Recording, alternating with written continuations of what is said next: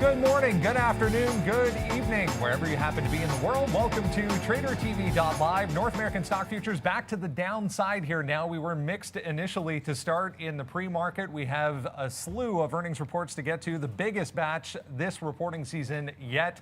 We'll talk about Microsoft. We'll talk about AMD. Of course, we'll talk about GameStop and AMC more than tripling here in the pre-market on more than 100 million in volume already. Citron out this morning saying they are no longer in GameStop.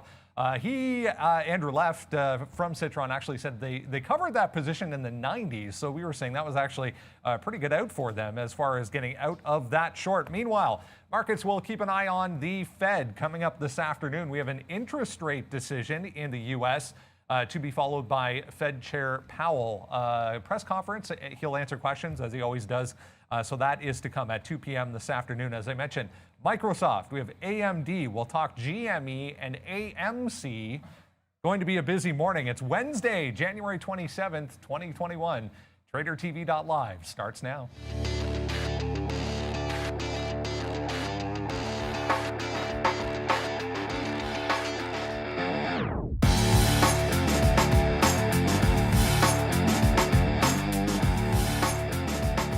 A look at Asian markets from the overnight session. Yeah, pretty muted here right across the board. You can see the Nifty in India down about 2%. Everything else mixed. Shanghai leading the way to the downside there, 0.6%. Let's go over to Europe, see how things are shaping up so far. Negative numbers right across the board here, 1+% for the most part. We'll shift over one more time, have a look at North American futures here. 1% for the S&P, the Dow, the NASDAQ, 0.8% each. TSX futures here in Toronto, 0.7%.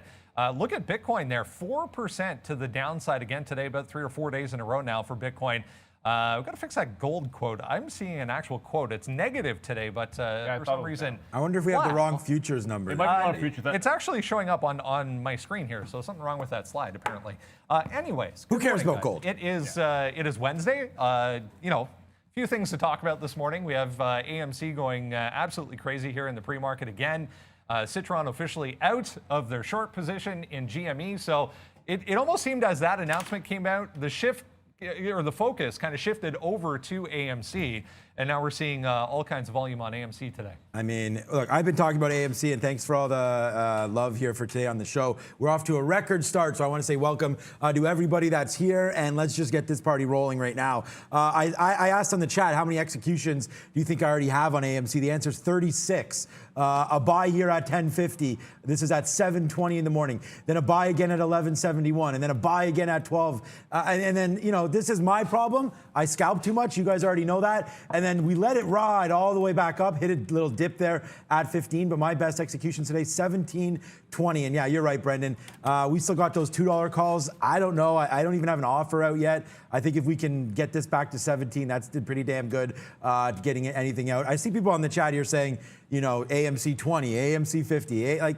Look, I mean, this has already gone nuts here the last couple of days, and I don't know if it's going to continue or not, but we thought the same thing of GameStop. Like, people thought you were crazy buying GameStop yesterday, even when Chamath tweeted that, right? And now you're at 209, 210, 212. And, yesterday's tweet for Chamath halted it right here. No, that wasn't even that halt. It was over here at 10:30, down at $93 when he mentioned that he had 115 calls. And then all of a sudden we get to 270. And actually, Neil, I don't even have the timing on this chart correct, because we got up to 360 in the pre-market. Yeah, and it's one of the changes that I had to make to my charts recently was, a couple of months ago, to show at 6 o'clock when execution starts up for some people to see some of those levels. And then I guess it was a bit of a hint that GameStop fell off at that time. And I see there's some discussion in the chat board about the short interest in GameStop. Is it that 140? Is it actually 100 by Bloomberg? Just try to keep in mind, you're talking about actual shorts relative to shares in the float, which isn't the perfect number to be going by to get a proper illustration. Of course, logically, it can't be over 100% in that regard. So just remember, when those shares get lent out and someone takes a short position, someone has to buy the other side of that. It creates a second or a synthetic long, which can inflate that number. That's why you get over 100%. Some places have more up-to-date numbers than others, so just bear that in mind. I don't know how much it matters. at this point. Certainly what we're seeing happening over in AMC, and there's even a couple of other ones that we're going to have to get to today. It's not entirely unprecedented. I don't know. We saw Volkswagen. You don't see like 3 or 4 of these things happening at the same time. Like, that's what's so crazy about this. So I know it's going to dominate the story, but let's remember we still have Apple and Tesla, and we have all kinds of earnings that will be later on in this week. We've got the Fed today. It is going to be a packed day, and we're going to do our best to make sure we give you as much color as we can into what's happening here. Yeah, I think that's a great point, and one we should talk about a little bit further. It's the first time we've kind of seen, yes, there's been short squeezes in the market over years and years in history, but we've never seen them kind of transfer over from one symbol to the next symbol to the next symbol. We're seeing this EXPR popping up this morning. Express was a mover last week, and then at the beginning of this week again on no real news. Also relatively high on the short percentage as well. I was actually doing some digging at the end of the day yesterday, guys, and the updates that I saw as far as GME's short interest were all back at the end of December. So December 31st was the most recent one that I could come up with, including from our platform here, our icon platform here. The last update on the short interest still saying 102.1%. Which is back at December 31st. Yeah, that number right there. So we'll keep an eye on that, but it seems to be the last time that it has been updated. Let's have a look at how traders here at Day Trade the World fared yesterday. Big numbers coming out of North American markets once again for traders here at Day Trade the World. You can see Canada in here, Chicago, the CME, NASDAQ, New York. $120,000 in number 1. Yeah, a lot of Europe connection here. $25,000 yesterday. Go down to number 4, more European markets. All the way down to number 8 before we get away from that 5-figure club, the CSE, the Canadian Securities Exchange here in Canada. Hong Kong on that list once again. So all kinds of opportunity in this market. As Neil was mentioning, monster earnings coming up after market tonight. We'll talk about Tesla. We'll talk about Apple, I'm sure, throughout the show. Let's kick things off, though, guys, with a little bit of a look at what we're going to do with these, shortable or high shorted stocks today, both GME and AMC. We're going to bring Mark Roberts in here in a second, but initial thoughts here, guys, on these moves. I mean, I don't know. I mean, what do we have? We want to spin this around. We could do lots of things today. I just hope that a lot of people have hit this ride with us. I've been talking about this for a while with AMC. That $2 level has just been a rocket ship. We're already huge today. We're not even going to discuss our net on this today because you can see what's happened here and kind of damage that we've done. This is what I'm talking about. Obviously, when I bought those $2 calls down here, well, I didn't have any idea that this was about to happen, right? I mean, or else I would have put in, 100 grand. I don't know, whatever price I could have pulled out of my hat. But $1.92 was the bottom there, $2. This just seemed amazing. It broke VWAP. That's why we liked it. A beautiful base down here, 380, 390. Like, to be honest with you, if you would have asked me when I first took this trade, I probably would have had like a price target of $5. Like, I would have thought if we kind of came up to this high back in November, that was something that was possible as well. And then, maybe if I was lucky, $7 or $8. But okay, so now we get 3 times that, up to $15 and $18 right now. The high today, $17.92. Look, it's going to be ridiculous to look at a chart because it's not really going to tell you anything. So we're not really going to look back. We could just look at what's happened today. So we went long here at dips down, we buy. Easy cut cash. It breaks through this high, we buy again, no problem. It breaks through 12, we buy again. My problem was not believing in this run. So we were able to get some out, and then it dips again, and we buy 15s. Okay, and then now it's a little bit in and out, but I'm going to use this 1450 or so as my out, this little bottom here on this 15. We are literally in 5% of the shares on this position that we have, so we're almost out of this one. I would just say, and I know your question was, what do we do with this now?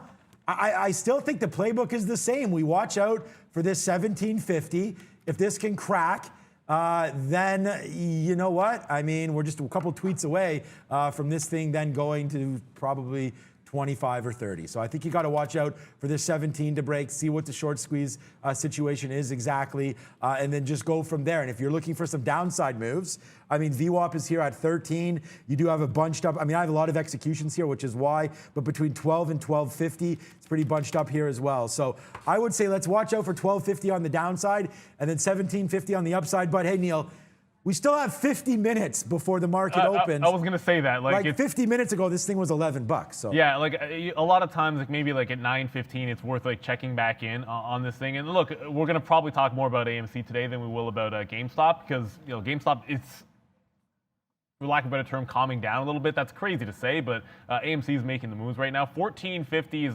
And I know there's some dark pool prints going off. It's pre-market. You're getting these block print dumps that are a little bit late. But trust me when I say it, right around this 1450 area is the sort of the termination of the last little pullback there. There was a big level at 1050.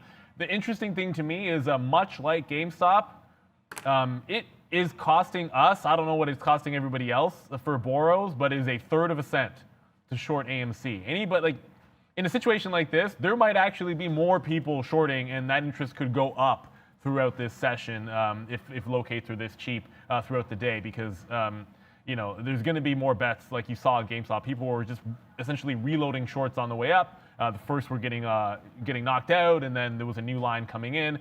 You could maybe see the same type of thing happening here. So I'd always feel way more comfortable shorting the top if it gets really expensive for borrows. But that hasn't happened in either of these cases, Brendan.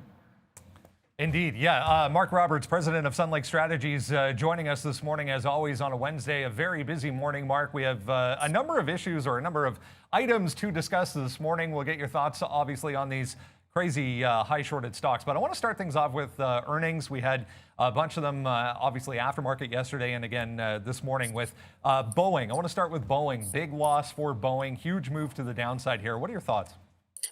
It's going lower. I have little confidence at this point.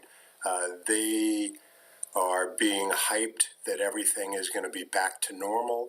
I think recovery may help the stock in some sense as far as people traveling again at some point with comfort. But on balance, I still think they have many kinks to work out. I'm looking for the stock going back into the 180s. Overall, a little bit more of a negative feel as far as the futures are concerned heading into the last hour here before we get things open this morning. Big part of that is going to be because of this earnings report from Boeing. But from a general sense, heading into the Fed this afternoon, what do we do with the market today? It feels more like a defensive day than anything. Yeah, I think what ends up happening is you take the fact that we originally were looking for earnings to be down about 9%. They're coming in so far around 7% down. So the market is actually in pretty good shape. The problem is a lot of these stocks have priced in perfection. And then you add, of course, your short squeezes and the euphoria at that point. And this is a battle of retail versus big gun hedge funds. This, of course, does not end well. So on balance, I'm still very bullish, but I'm looking for a 3 to 5% correction. Not all at once, and February is a seasonal month of being lower. Yeah, it's interesting that you mentioned that, a big battle being waged here. As we mentioned to start the show, it's really the first time that we've kind of seen the focus shift from one symbol to the next symbol to the next symbol. Even this morning, we're seeing a couple of these other little small ones popping up on much higher than usual volume. And, EXPR, for example, only has 6 to 9% short interest. So it's almost like they're searching for the next one here. There's a lot of them. And don't forget, people put on these positions into year end against some of their beautiful gains. Unfortunately, it's now going to cost to be able to borrow. The retail person who wants to try to short a GME this morning is probably going to pay a hefty price. As we talked at the last session, when we were talking about the options, the bid to offers are starting to widen. And you may have market makers who just say, I'm going to hold off making markets for a while. So the dynamics of all this is going to change dramatically. This is the time, if you're going to try to make that fast money, you make it. But you got to take profits. And you got to watch the price action as well. We saw, a couple of these just making really incredible moves to the downside late in the day yesterday. And I'm talking, $5, $6, $7, $8 at a time to the downside all at once. So caution for sure needed today. If there was one or two things maybe standing out in your mind this morning heading towards the open, Mark, what are those? Well, first of all, the Fed, I think they're going to leave their foot on the accelerator for the near term. They're certainly going to give Mr. Biden time to get himself adjusted. Janet Yellen probably will do a superb job, but likewise, she's got to get her feet planted. So I don't see much changing on the rate side, which adds cheap money, which adds speculation. Mark, this sort of seems crazy to me because we were just talking literally on Monday, I believe it was, and I sort of asked you, and I was leaning on your experience, is the next shoe that drops? No, I said, is the end game that options market makers would just stop making a market? And like 2 days later, the fact that sort of already seems a possibility, it's crazy to me. But I do want to come back to earnings. We've talked about, you just mentioned, talked about the Fed. Looking at us down 1% here, we have Apple to come, we've got Alphabet to come, we have Tesla to come as well. If we see, and Microsoft actually was up at close to back to flat now. If these names get sold off on fantastic numbers here, even just maybe half of them, or even if all of them, God forbid here, is that almost an automatic signal for like a 10 to 15% pullback? Because my initial thought was, hey, if these get traded to the upside, then we're probably just taking another leg up. Tesla through 900 to 1,000, just continue to pile into Apple kind of thing. But the way that Microsoft started to get sold off there, are we possibly again looking at a bit of a correction? I know the Fed's going to talk today, but I'm not sure, what we're going to get out of them that would sort of outweigh the earnings that are coming this week. And if they get sold despite great numbers, how are we not pulling back and correcting? The answer is you're right. Just think of it this way. Microsoft was 130 during March. It's 236 now. For it to go up exponentially like that again, you'd need an amazing sort of earnings and corporate releases for that to happen. But if it ends up coming back down to 217, which is not unusual, you're still within your range of your trading pattern, holding trend lines, holding trend wedges, and it's a bull market for that. So yes, I'm looking for a pullback in those names. I think on good news, these get sold, or they'll rally like they did last night and pull back, and those are buying opportunities close to moving averages or clusters. So if I can come back to something which is nowhere close to maybe some moving averages like Tesla, is it going to matter? I'm kind of questioning if you go for a longer time frame. Is it going to matter too much what we get this week when ultimately, if later on, throughout the maybe the end of this quarter and into the next, just talking for the year in Tesla, if they're in line at any point to try to get to the top end of Elon's delivery number, that 1 million mark by the end of the year, that's the high end that he projected. I mean, it just feels like you're going to want to buy every single dip, because if they can do that, nothing else almost seems like it's going to matter with Tesla. But if things do go poorly here today, I mean, I sort of look at this daily chart and say to myself, okay, well, the 800 makes sense, but if it really starts going, is it crazy? Is it crazy that you could be saying to yourself, okay, maybe it does give you like a 700 or 720, which I just feel like there's too many people that want to buy the dip for that to happen here, and it's so much more disconnected from the average than like Microsoft, the example you gave. What's the plan if we do get this dip? What would be the plan on Tesla? Is it 800? Is it 700? 700 for sure, I think. But I mean, what do you think about a more muted pullback? I've got a roughly 749 target. That's really with a big sell on it. Does it hold 749? Maybe it's. I always think of these things as rubber band effects. They stretch either way. Well, Tesla certainly has stretched from that 800 to almost 900. Likewise, it could come back down to 749, 750. You'd still be in a very bull pattern. I think what's going to end up happening is you're going to get people buying the stock, and then maybe we go through a period of consolidation. I put out in my note last night, various groups seeing massive rotation with volume and dollar amounts. This is not unheard of as you start getting near this lofty top. The FANG stocks move up, the big industrials move down, and then they immediately switch. And I think that's the way you burn off some of the excess. Mark, great talk there about a lot of these stocks, and congratulations. I was still a bull on Boeing, and I still kind of am, but we'll see what happens on that one. I do want to talk to you about some of these crazy stocks. I'm sure you knew this question was coming, especially from a guy like me.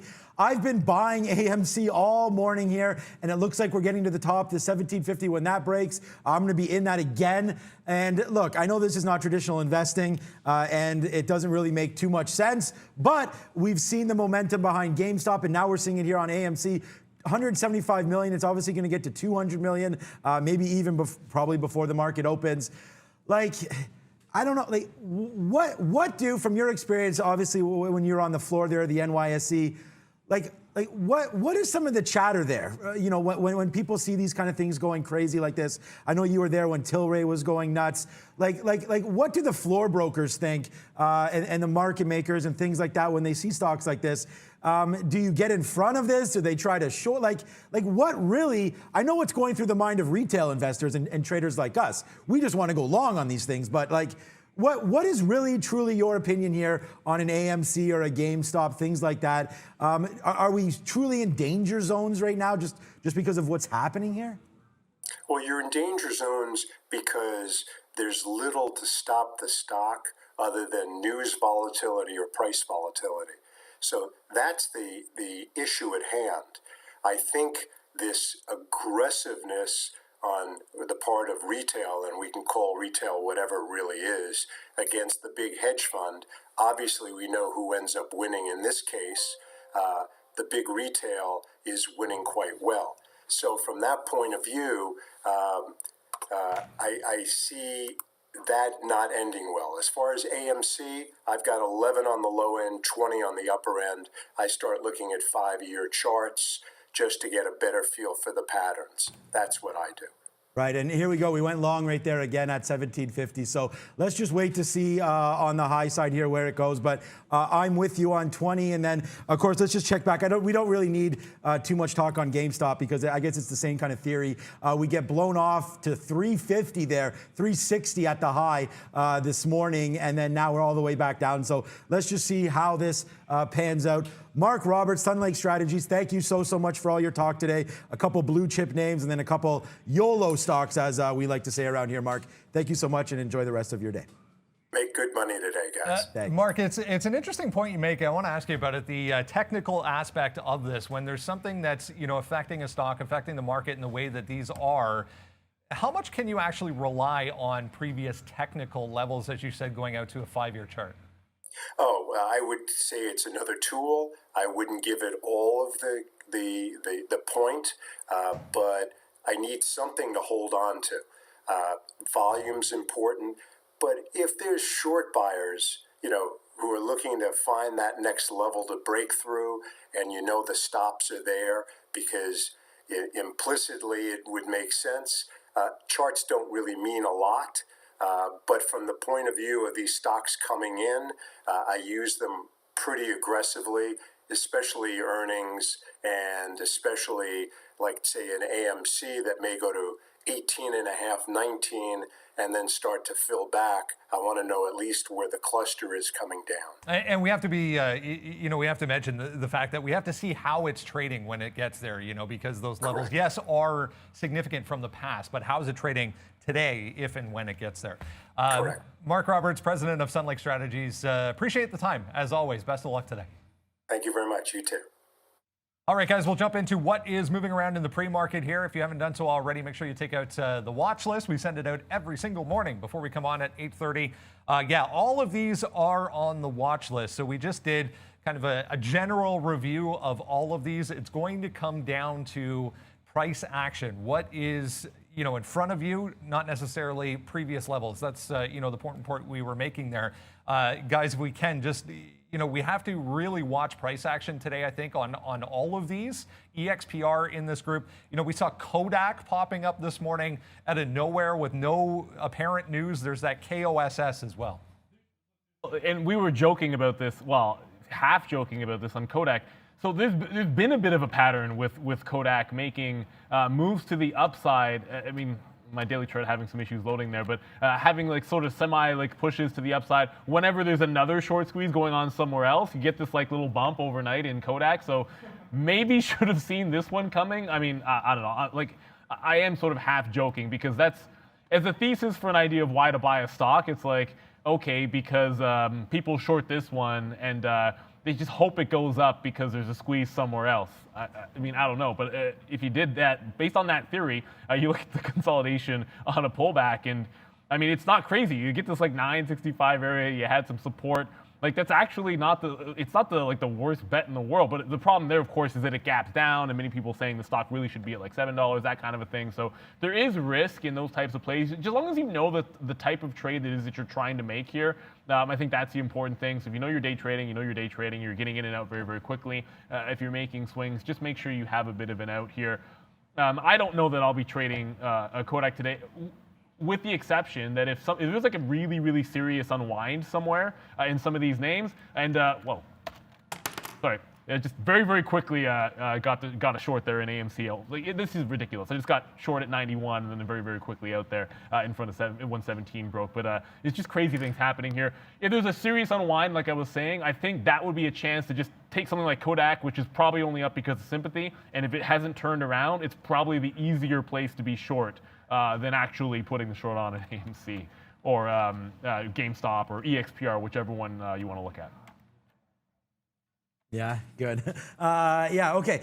Just talking here to Prad. What's up, buddy? Okay, so we just, we're still along that 1750. We didn't get anything out to the high side there. We're dumping a little bit there, 1720, 17 and change. But we're going to try to have, as all of you say, diamond hands. And we're going to try to see if we can't hold that down to like this 1450 or so area.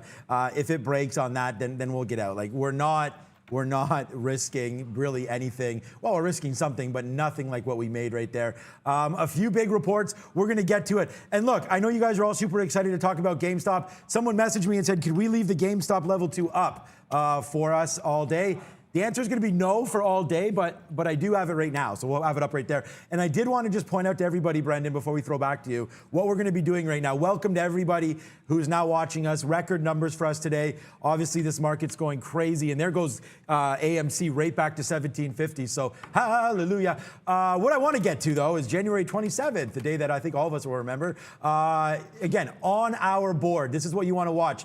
It's our morning movers, and it's absolutely free. You can sign up now. Well, you can drop the link. It's watchlist.tradertv.live. And what we put on here is just all the news that we feel is somewhat relevant to day traders like us, scalpers, anything you need to know. Baba's on there. We'll get to that. Plug Power, Starbucks, Palantir, Tesla. We've got a lot of big names on here and then some small ones at the bottom. TRXE, EXPR. But we'll go over all of these names. I just thought it was very, very important that all of you get that because this is what we're about to go over here. And of course, GameStop leading the way today.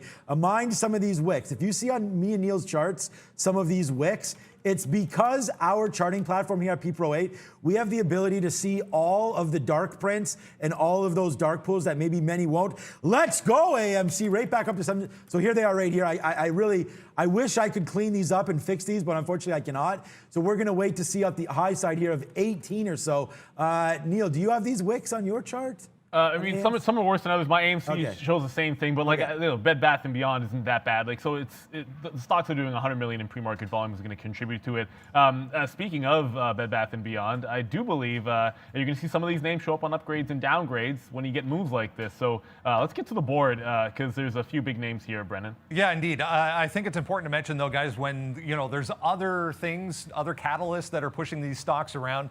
A downgrade not really going to mean too much on a stock like Bed Bath & Beyond, another one that has a high short percent, right? So yes, there is a price target decrease, a downgrade for Bed Bath & Beyond, but Take it for what it's worth. BlackBerry on that side of the board as well, not as active as the rest in the pre-market, although doing significant volume. One of the clean energy names here, 5% for SunPower, downside 3M, Kohl's, and Dick's Sporting Goods, guys, on the upgrade side. Yeah, and sort of that's why I was, looking at Bed Bath & Beyond. We talked about this group in terms of the short squeezes, and this was one of them in the last couple of sessions. And, like we said, I mean, you look at the daily chart and you can certainly see, of course, that's a little bit frozen there, but you look at like the 15-minute, let's just say, and you can see the wild price action that we had just yesterday, all the way up to 48, down to 30. We're back up to like 42 on some of these, I guess, some of these tailwinds from the other squeezes that are going on. And so you take it with a grain of salt, those downgrades. I don't want to say you put zero stock in it, but it kind of is. It's just not going to necessarily matter today. You're probably just going to have to watch out for the, price action. Certainly we watch the level 2s and the tape. I'll be watching these other names when they turn around. Sometimes, like I said, they happen in concert. But it's a different story today on these stocks. Forget about some of these upgrades. Okay, so here goes AMC through 18, guys. Am I crazy? I just took some out there at 99s or 90, I don't know, 90 something, who cares? As right now we're going to 18, 1805. It's still going up. We're still hella long right now. 1755 is our last long, but bang, bang, bang, bang, bang, all the way through. We did dump some, I said about 1725, but now we're going through 18, guys, as AMC, to talk about something mooning, that's what's happening right now. Let's go over to GameStop. We said we'd talk about that today as well. And look where we're going right now, 240. See ya. It might be time to get going here on everything today, as GameStop now getting excited and starting to move. We just had it at 230, guys. Now you're at 250. This is what you want. This is the live GameStop level 2 right here, guys. So we may watch that. Maybe I could put a small one down here or something, but it's a lot for me to edit these. But there's GameStop right now. And believe me, we're going to be talking all about these names today. So you will be seeing GameStop as there it goes. Like, I'm not in this one, but I'm getting excited because I'm in AMC and we have those $2 calls. And I know a lot of you guys are in this money as well. So we're going to wait to see what's going on. I just put an order to get out of some in my brokerage and it said order not accepted. I'm hoping that's because it's not 9:30 yet. And hopefully it will go out at that time. But wow. Talk about things going off today. And yeah, oops, I just hit that. We mean to hit market fireworks today, as that's what we're doing there. It's a big day already here at tradertv.live. Are you entertained? Let's go. Quickly, guys, we'll have a look at the overall market. We'll bring Arun in here and check out the futures. Heading into the Fed, Arun, we have a little more of a negative feel this morning. The futures are one story. The broad market, or not the broad market, but there's a lot of hot stocks, specifically GameStop, AMC. There's a ton of activity around. Keep in mind, there's also, you got the Fed today as well, and then you have earnings after market. So it was a busy day. To start off the day, it does look like it's slightly negative, but we seem to be finding a base around that 3,800 mark. If we can get above 38.15, I think you have a chance to go long. Until then, I am going to lean on the short side. I'm going to step into a short a little bit. But again, that's not concrete because this thing is starting to feel some upside pressure. So I'll go with it for now. I'll stick with the short for now, but I'm well aware of what this market can do at the open as well. So keep in mind, you have a ton of choices today. So you have the futures, they're moving around. You have individual stocks, they're moving around. You have the Fed later on today. That will move the market if something of newsworthy that comes out. And then you have earnings yesterday. You had Microsoft yesterday, but you have other earnings later on today. So ton of activity, ton of choices. Pick your game. I think it's important to mention, Arun, if you haven't, watched the overall market or haven't traded the overall market during a Fed release, what can people expect?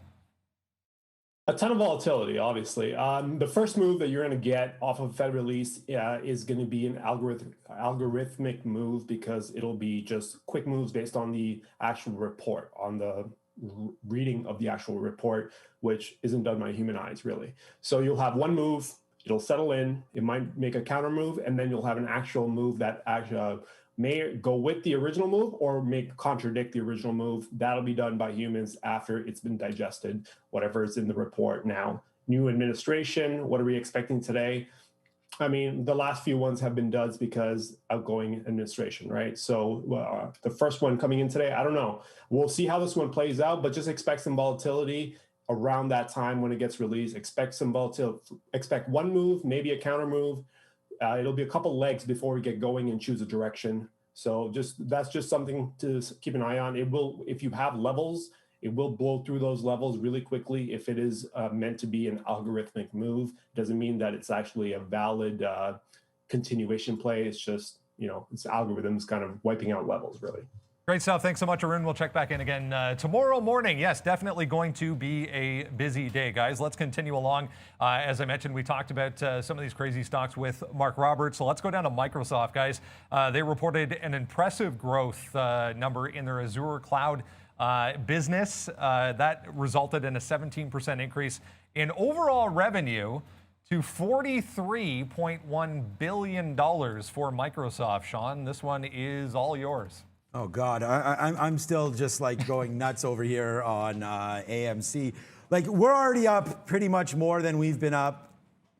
Who cares? Okay, Microsoft right now, we got to do this, guys, because I love Microsoft, you love Microsoft, we all love Microsoft, and yeah, yesterday I tweeted out what a great number that was, and we did get going here. I'll have to zoom back out. I changed my charts, guys, so we could show all the way back to 6 a.m. just because of what's been happening. Yo, what up, Sam? Yeah, I'm in a good mood. I'm sure you are too as well. What up, Sam? Thanks for that $50. Hey, guys, if you're making some money on AMC, especially on some of those calls that we gave, yeah, let's build up Valeria's, who's not here. Starbucks fund. What up, Prad? Prad's here. What's up, Prad's dad? Let's make some money on those AMC trades there, and we'll get going on that too. But okay, who cares? What am I doing? Okay, Microsoft, 235 right here as the bottom. I wrote down, let's defend that 234 level. Like, you're right, Brendan. That report was insane. I mean, Azure was going crazy. They're the second largest now cloud business in the world next to AWS, which of course is Amazon Web Services. So, I mean, Microsoft's rocking and rolling. I think they've just released a system called Xbox One or something like that.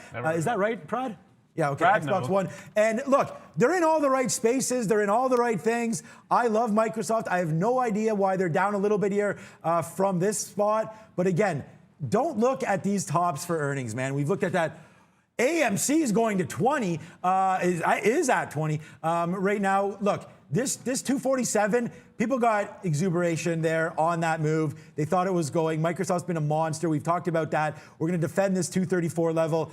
I mean, I wish I could tell you that I'm going to be putting on a lot of risk on Microsoft, but honestly, my eyes are going to be somewhere else. There's a few other things happening, but I love that 234 level. On a break to the high side, honestly, this 240 just sticks out to me right now, as does this 238. So if we're anywhere near 238 on the open, I think that's definitely worth taking. Check out the NASDAQ there on the downside. But if you want to know what I'm all excited about, guys, like I just took this 1750 break here, and now AMC's busting through 20. My first long today in the pre-market, 1083. Guys, if you want to know what kind of a day I'm having. Yeah, I mean, I talked about this with Mark. My concern well, it's not necessarily a concern yet. My concern is if Microsoft turns red, and off this, where literally every segment was a fantastic number throughout their business.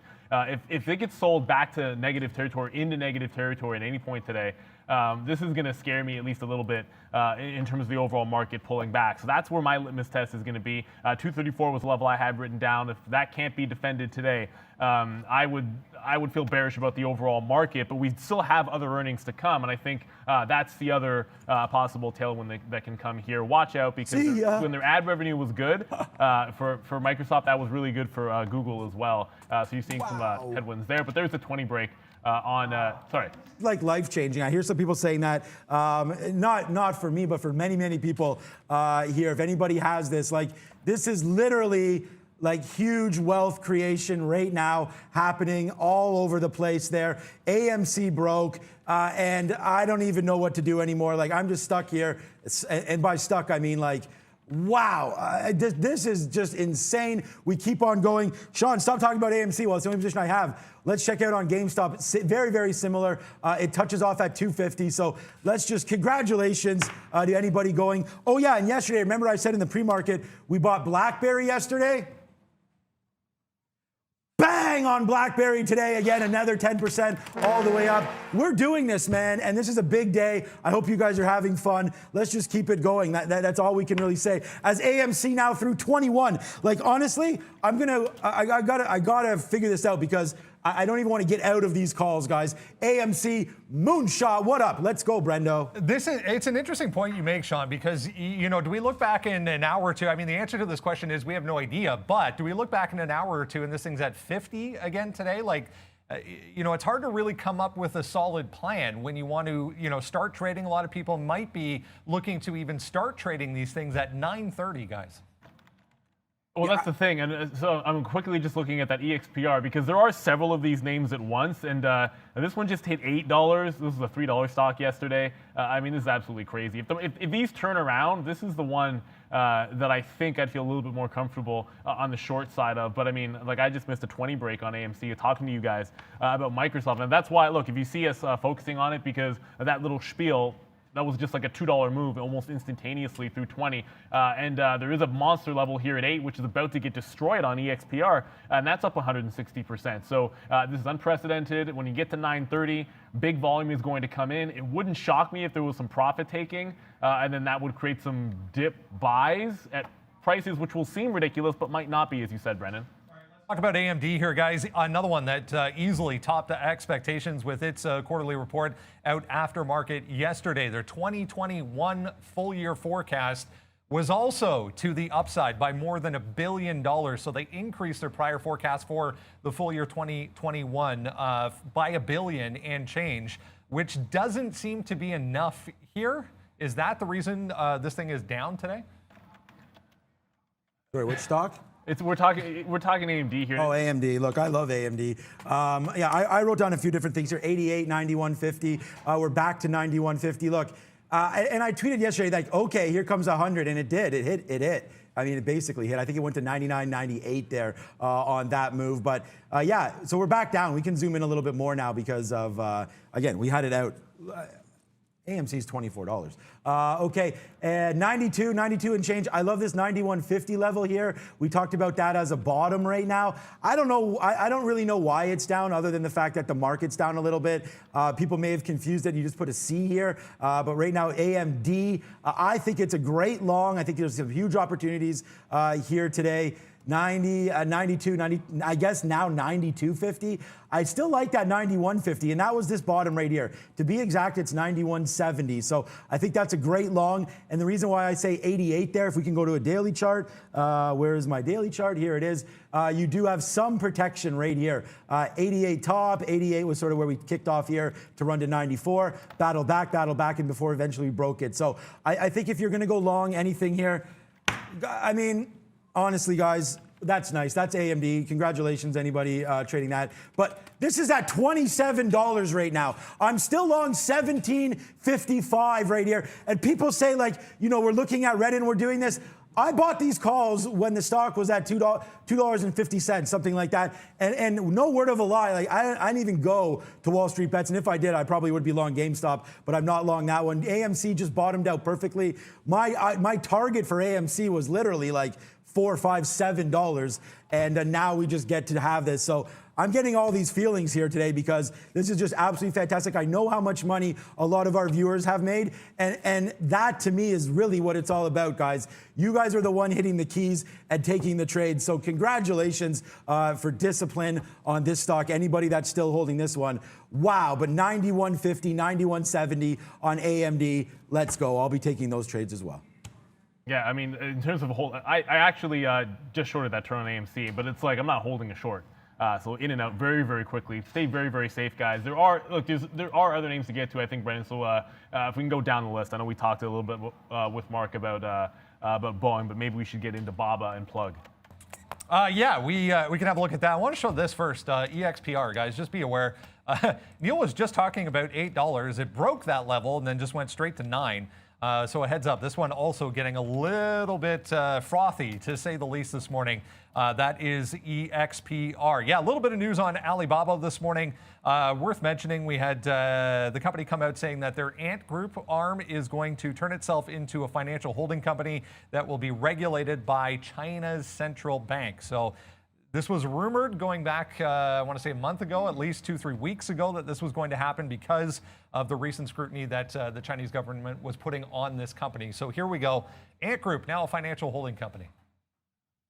Yeah, and look, I mean, Alibaba has had a good level at 250, and my 15-minute chart, just for whatever reason, doesn't love me, doesn't want to show up. But it's range-bound at this point. I mean, if the market has a potential for a little bit of a sell-off here to the downside, you start having to think about, okay, where would you be picking up Alibaba? Again, I'll be looking at that 250 level. 50 period is also around there. It happens to be at that price, but there was already both support, flush, and breakout through that number.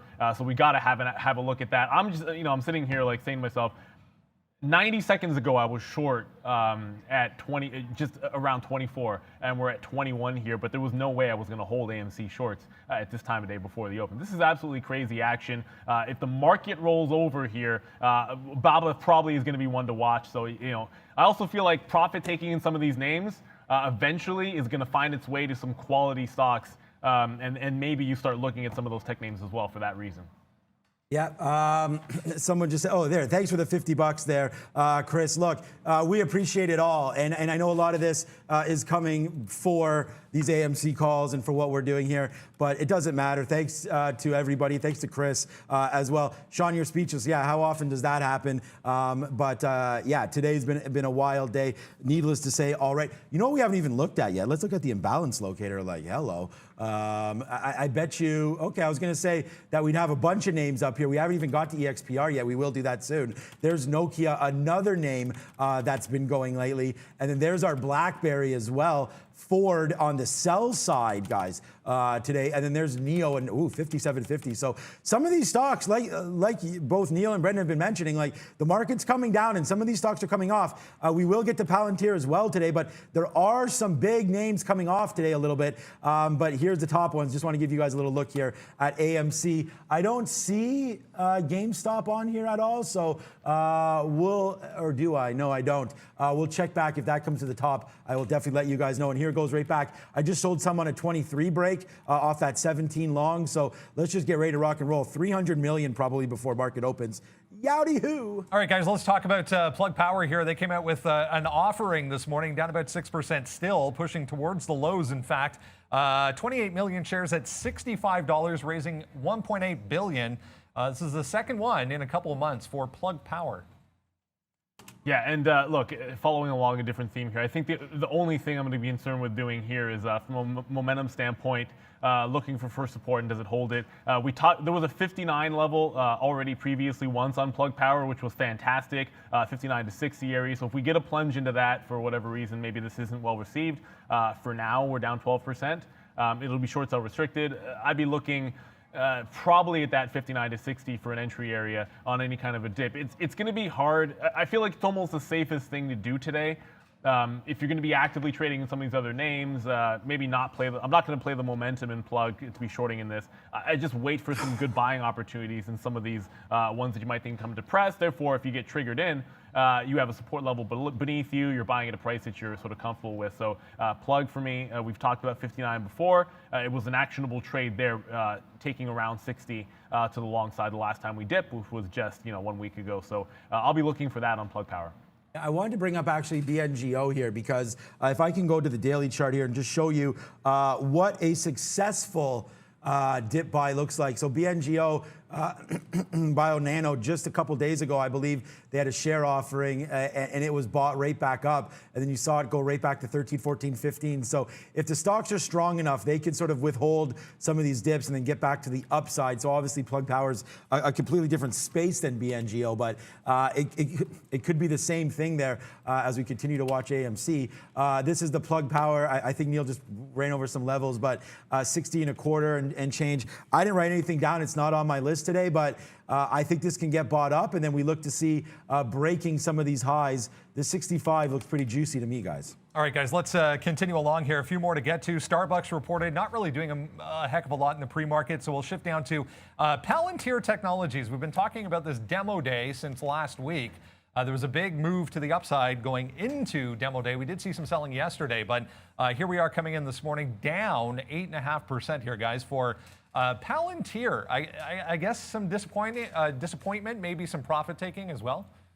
Yeah, I didn't watch the call or see too many videos about the demo day at all. So not sure if it's disappointment or not. But again, I think that they were probably thinking that there was going to be some new announcements on some different contracts and whatnot, and it doesn't seem like that came through. So we're going to wait today. Maybe there's more to come on this.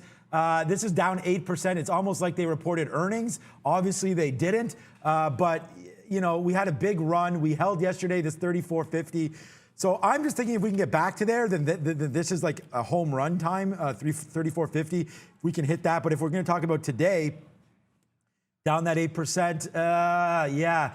Palantir, you know, I've had to average into this a lot lately. Some of the downward moves have been kind of ugly, as you guys know, especially off the open.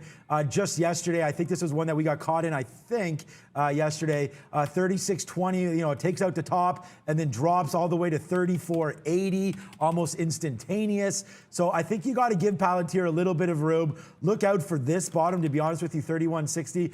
If I could zoom back a little bit more, I'd show you more, but I really do like this 31 as a bottom. I think we might have to average into that. I probably won't go long until we get to 34.50 to just see what's going on. And don't forget, we just talked about this. Palantir was a sell. There it is. Still 400,000 shares to sell. So that could still come off. So you might be able to get that 31 bid that you're looking for. Yeah, you want crazy? I'm actually, look, we talked about this, the swing idea sell on the news here, was around that 26.60 area. But the top before the break was 28. Yeah, I'm just throwing a bid in front of 28. And I feel like in normal circumstances, there's no way you're going to see that on Palantir. But the way it's been able to drop, you know, we've seen this in the past. And of course, the drop that was yesterday in my 15-minute chart here, you can see it's extreme and whippy and whatever you want to call it. Yeah, I'll be defending that. And so we anticipated this. I think if it goes far enough, you know, 28.50 area in front of that 28 seems like a golden opportunity. Just on the off chance that something like this does happen, I do want to be prepared for it. Maybe even more so than plug, maybe not more than plug power. I'd say on the same level with plug power around that 60 in front of that 59 area, Brendan. All right, guys, let's talk about earnings. Tesla on the watch list this morning, but Tesla, Apple, Facebook, to name a few, all reporting aftermarket tonight. Tesla to the downside heading into earnings. A lot of people are going to be looking at this group as a whole. We can start with Tesla, maybe check out Apple and Facebook as well. Yeah, and we're talking a little bit about Tesla with Mark, and it's just there's the difference between Tesla and some of those and the other names like an Apple.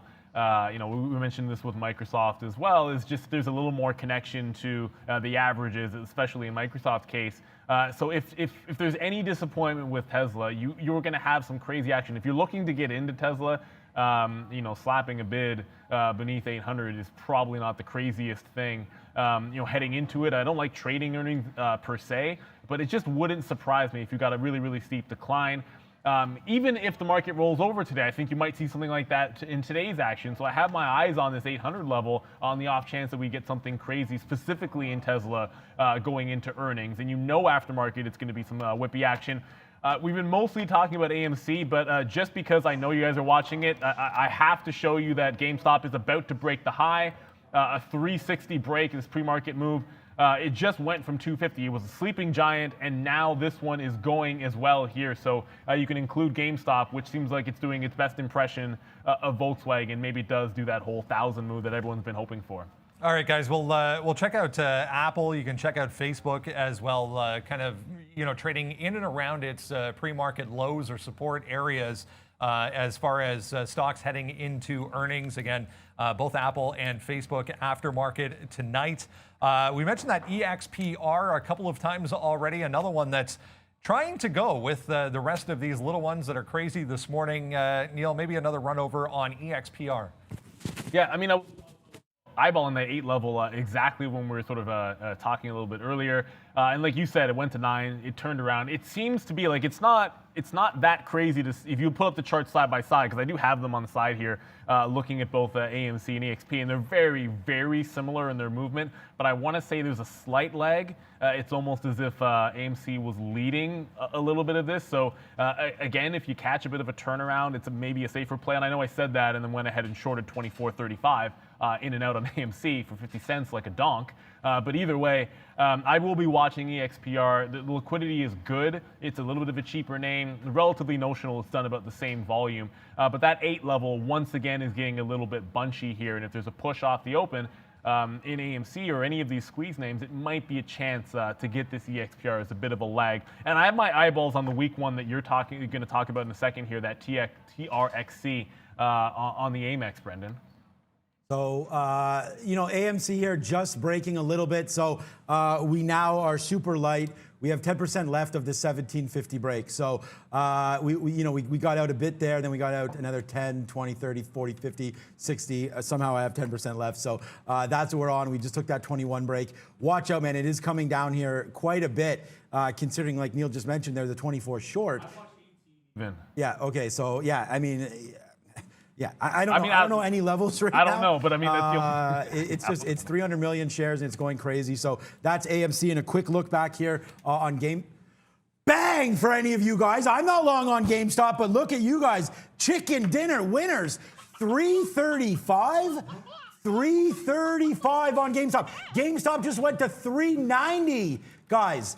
390 on GameStop. 385, I guess, was the high. But wow, congratulations. I'm not in this one, but there you go. GameStop, guys. I was going to say making dreams come true, but I mean, could anybody even dream of this? This is absolutely ridiculous. Congratulations, guys. Yeah, pretty exciting morning, guys. Record numbers for us, record viewers for us heading to the open, rightfully so, on a very exciting day. As I mentioned, take a second, guys, hit the like button when you have a sec. We'd very much appreciate it. TRXC, bottom end of the watch list today. Big high flyer recently. If you look at the daily chart, $4 was a problem a couple of days back. We're down significantly this morning on an offering. The top end of the range here, 320 to 330. We get any kind of push off the open into that. TRXC, worth a visit, guys. Yes, and look, that stock had support at 290 a few sessions ago as well. So well received to me. I would be holding the 290 bid and then catching a long off of $3. I just think that would be an interesting one for us if we get a shot at that. And again, if it breaks through that 290, things could get interesting. But I'd much rather be defending some long positions here. And we just talked about this, and I want to show you. I don't know that there's going to be too many actionable levels on things like AMC today. But I just look at the most obvious levels for dip buys. I mean, this consolidation at 1950 probably made some sense, but I was just sort of hoping for deeper than that, where that last breakout was, and that was literally the last place that I was long. I'd actually tried a short at 17, got out by the skin of my teeth. And then had the top there a second ago. Well, I shouldn't say a second, a few minutes ago on 25 reversal. If there's selling that comes in to take profits off of the open, I almost expect it to get gobbled up. I probably feel more comfortable with AMC doing that than in GameStop, because GameStop right now is just absolutely insane in terms of what I'm looking at on my level 2. Whereas AMC, the liquidity is, limitless is the only word I can use here, Sean. Yeah, limitless, yeah, unlimited, yeah. AMC is unlimited is probably same word, yeah.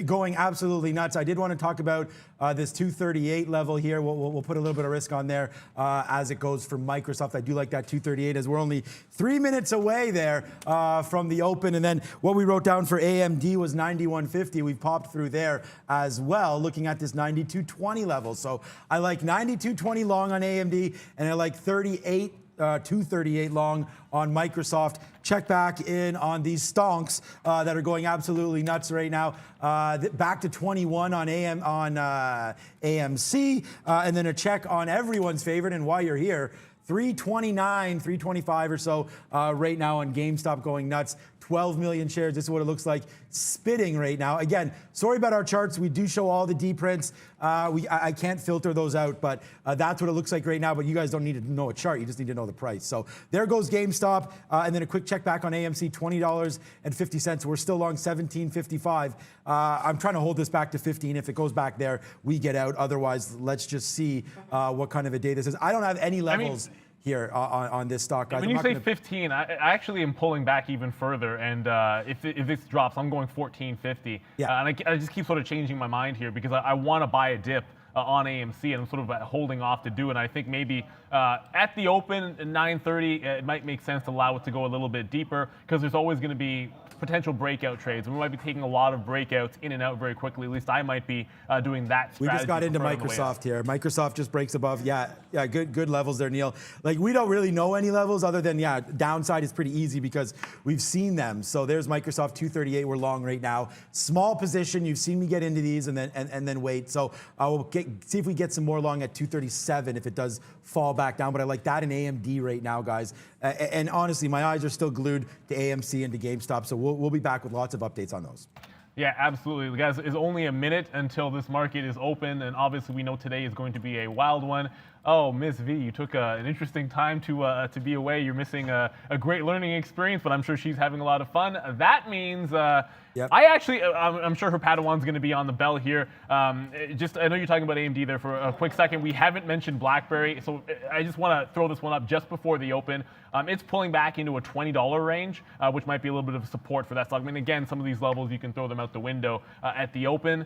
But we have to have a little something to work off of. I know this is not mooning like some of the other stocks, but BlackBerry actually has had some positive news, unlike the other names that we're going to go with. It is seconds until we have the open. And wow, it's going to be a good one. Let's drop that countdown. I do believe, I turn my head, yep, it's Pradley is 10 on seconds. the bell. There we go. Let's drop this countdown. It's going to be a wild one, guys. 5, 4, 3, 2, and 1. Let's get this market open. Yeah, exactly. Let's just see what happens here. Going through $22. So AMC now open, but see how it's settled down a little bit? They're waiting for that first print to come through on AMC. So we're going to wait for that one. It's not through yet. I don't see any ends. It looks like we're heading to the downside right now. There it goes. I don't know. I guess we're probably open now on AMC. It's hard to tell with the kind of volume that's going through right now, but there it is, 1964, 1950 open on everyone's. I don't know if it's everyone's favorite, but it's one of them. And then let's check back on AMD. AMD, wow. Okay, here's a drop down. Let's buy some AMD, guys. Yeah, I mean, crazy move there. I mean, not as big as I would have expected on AMC, but we are starting to come down here. First level I might look to defend is at 18. I actually have bids in front of 15 in case something crazy happens, but 18 is going to be the first look for me. GameStop is holding 300s. I don't see that open just yet. Actually, maybe it is. And then EXPR is the other one, well below that $8 mark. But 18 might not even get there, as I see 19 holding up pretty well, at least for now on AMC. Again, I'm not rushing into this. 18 was the level I had first. 18 is the level I will wait for to see if we catch a bid. Yep, good call there. It's not open. Yeah, nothing's really happening too much right now. AMC is falling, guys. 18, 10. I mean, I just talked to Greg. He covered some up here, I guess, in the pre-market. It's hard to ignore those longs. I was in options. You can't do anything. You can't get out of those until the market opens. So watch out here. I think AMC is coming right back to the downside now. So be very careful. We are watching some key levels, though, now on AMC, including that same 1750 level that broke. VWAP down here at 1636. AMD, look, I'm still going to give it to that 88 break. So if 88 breaks are going to average in a little bit more to that, we'll take some 88 teens, but we are long $1 out of the money on this one. And same thing true for Microsoft, down to 237. So look at the NASDAQ. See ya. We got to pick some stocks up here. I think this is just a blowout here for now. Yeah, I've taken first dip here in AMC. This could be a hit. We'll see. It actually trying to bounce off you. But I saw a bid, but the stock wasn't open yet, so maybe shouldn't be paying too much attention to it. I thought we were open on AMC, and that's going to be the deceiving thing. So I'm just going to take this one off here at 17. I'd rather have this stock open before I get too deep into it, and that really surprised me. EXPR just halted to the downside here. It's the first halt of the day. So I'm going to go ahead and, sure, I already went ahead and cancel my orders on EXP. It should be a volatility halt, but let's confirm that with Brendan. Yeah, going to double check on that, guys. Real quick, volume alert already on Micron, AMD with the earnings report, but Micron, a big sell order off the bat there, just fell almost $1 initially, guys. Yeah, I mean, this market is puking, and I think it a lot has to do with exactly what Neil just talked about there. AMC coming off right now, guys. So we did take AMD again through 88. Let's just wait to see how bad that one can get. I don't know. Microsoft as well, coming down. That 234's hit already. I got to make sure I have my stop orders out. Was not expecting all this. We're going to try to defend this 234 like we said, but it is coming back down in a hurry as the NASDAQ puking right now, guys. Yeah, and just a quick look at plug. I mean, this was one that I was sort of comfortable on the dip buy with, but absolutely nothing happening to the south side on plug. It's holding that 63. So for now, this is held up well. We can maybe throw those 60s out the window. I see AMC still holding 16 even. GameStop also making some moves there. Palantir, which I was, and again, I said it's crazy as it seemed, I'd put a bid in front of that 28. It is also not doing much of anything, holding this 32.50. It would seem crazy, but if there's a sell the news opportunity here and it can hold the high, which it seemed like, no, forget about it, that's not going to happen. I was going to say if we rolled over at 33.20, I would have taken a shot if they were going to sell that news. I'm still waiting for it. We open on AMC yet, Sean? I don't see that we're open yet. No, we're on not AMC, even open on AMC yet.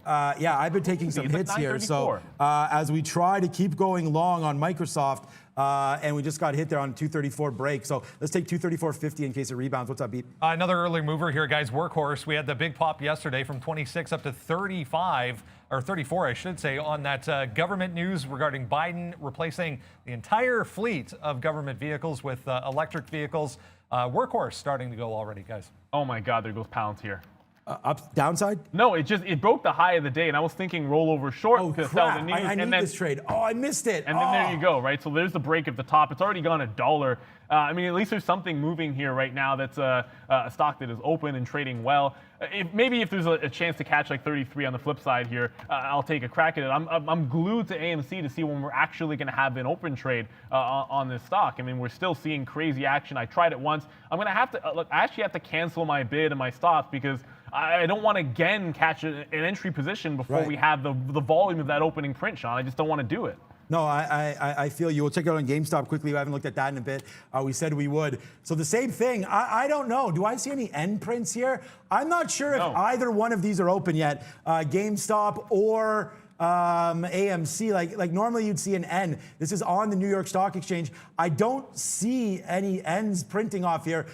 Maybe if we could find out if these are open. Let me just check the imbalance locator. Like AMC still has that big sell order, so I'm gonna say no. AMC is not open yet, and it doesn't look like GameStop is open yet either. Up to 320 right now on all these names. So we've given back our not a lot of our day, but AMD continues to fall here on weakness. No idea what's going on with that. We're gonna have to get out of this in a minute. And then Microsoft, we've averaged in. We do have 234.50 right now, and that's right where we're at. So a couple of negative trades here to start the day, but I just want AMC to open up. Pack B, man.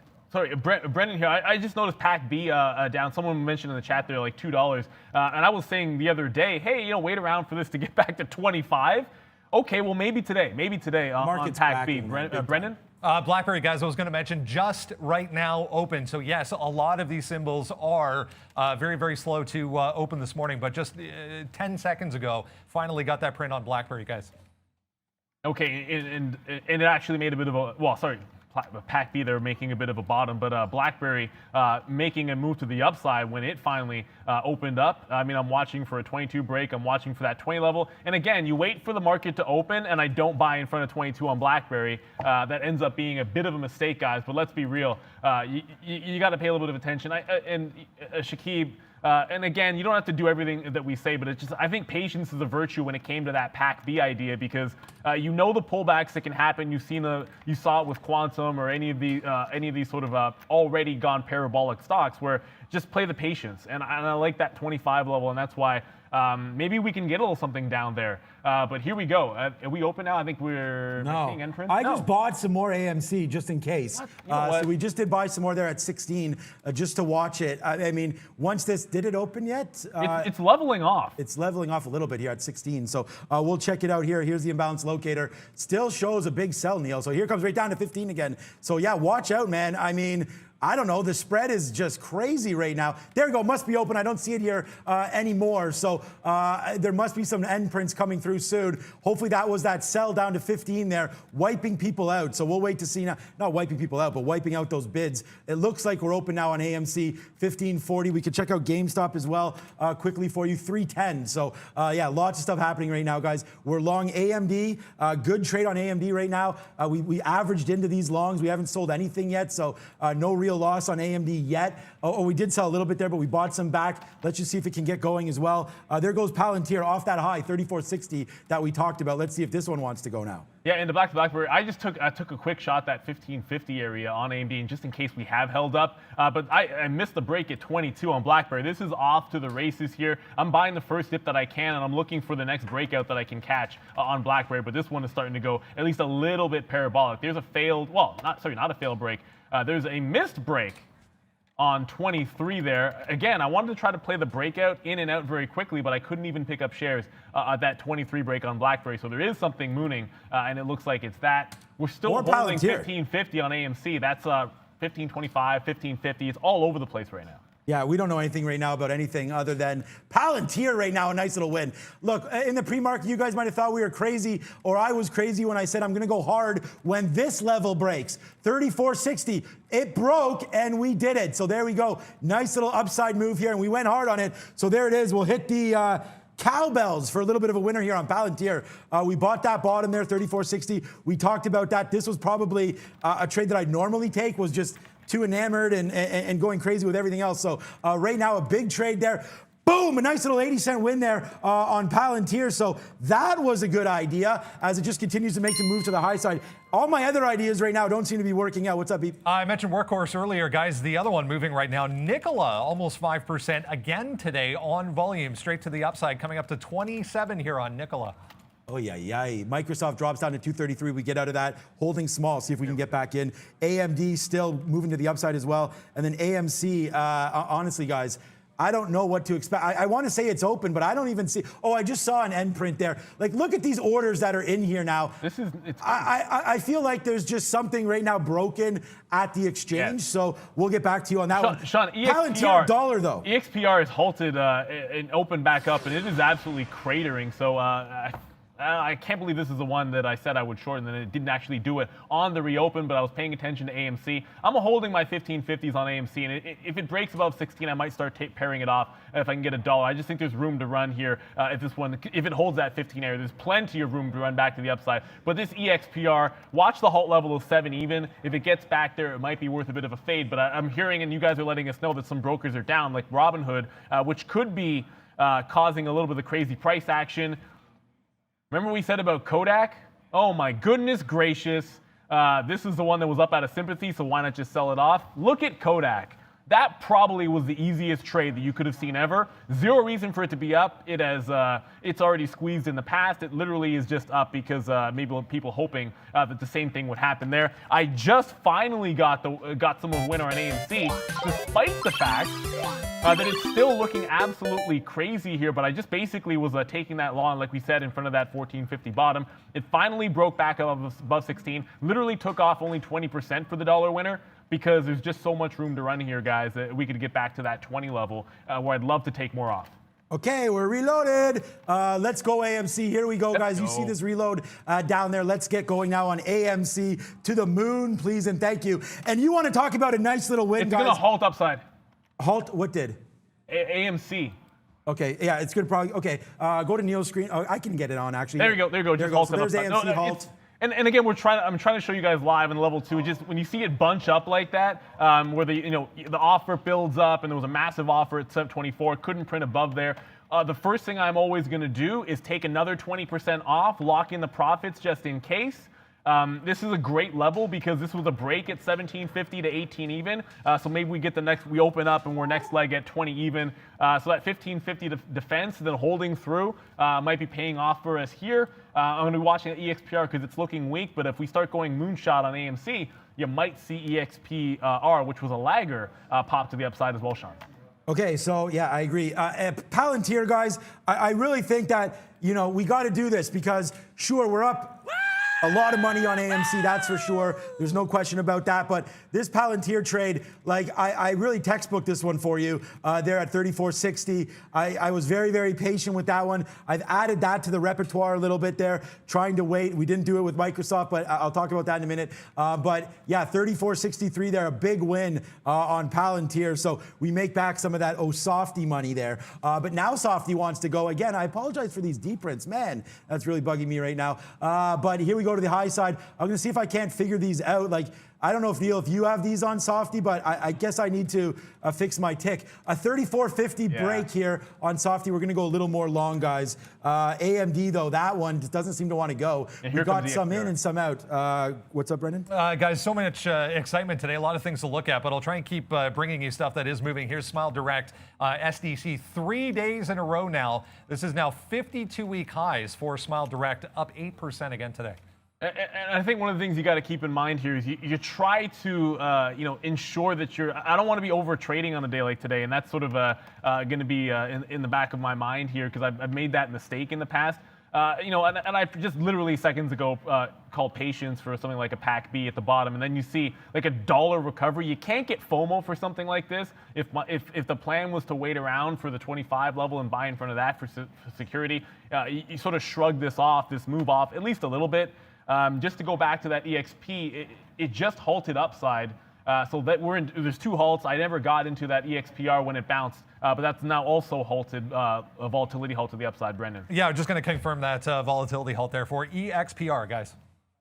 Okay, so lots of things are happening right now. Microsoft, like, look at this. I'm not trading heavy shares here on some of these names because I know what I'm doing on the other names. But 234.50 today. Normally we hit Microsoft, and I guess I've just been long, and it looks ugly here today on the long.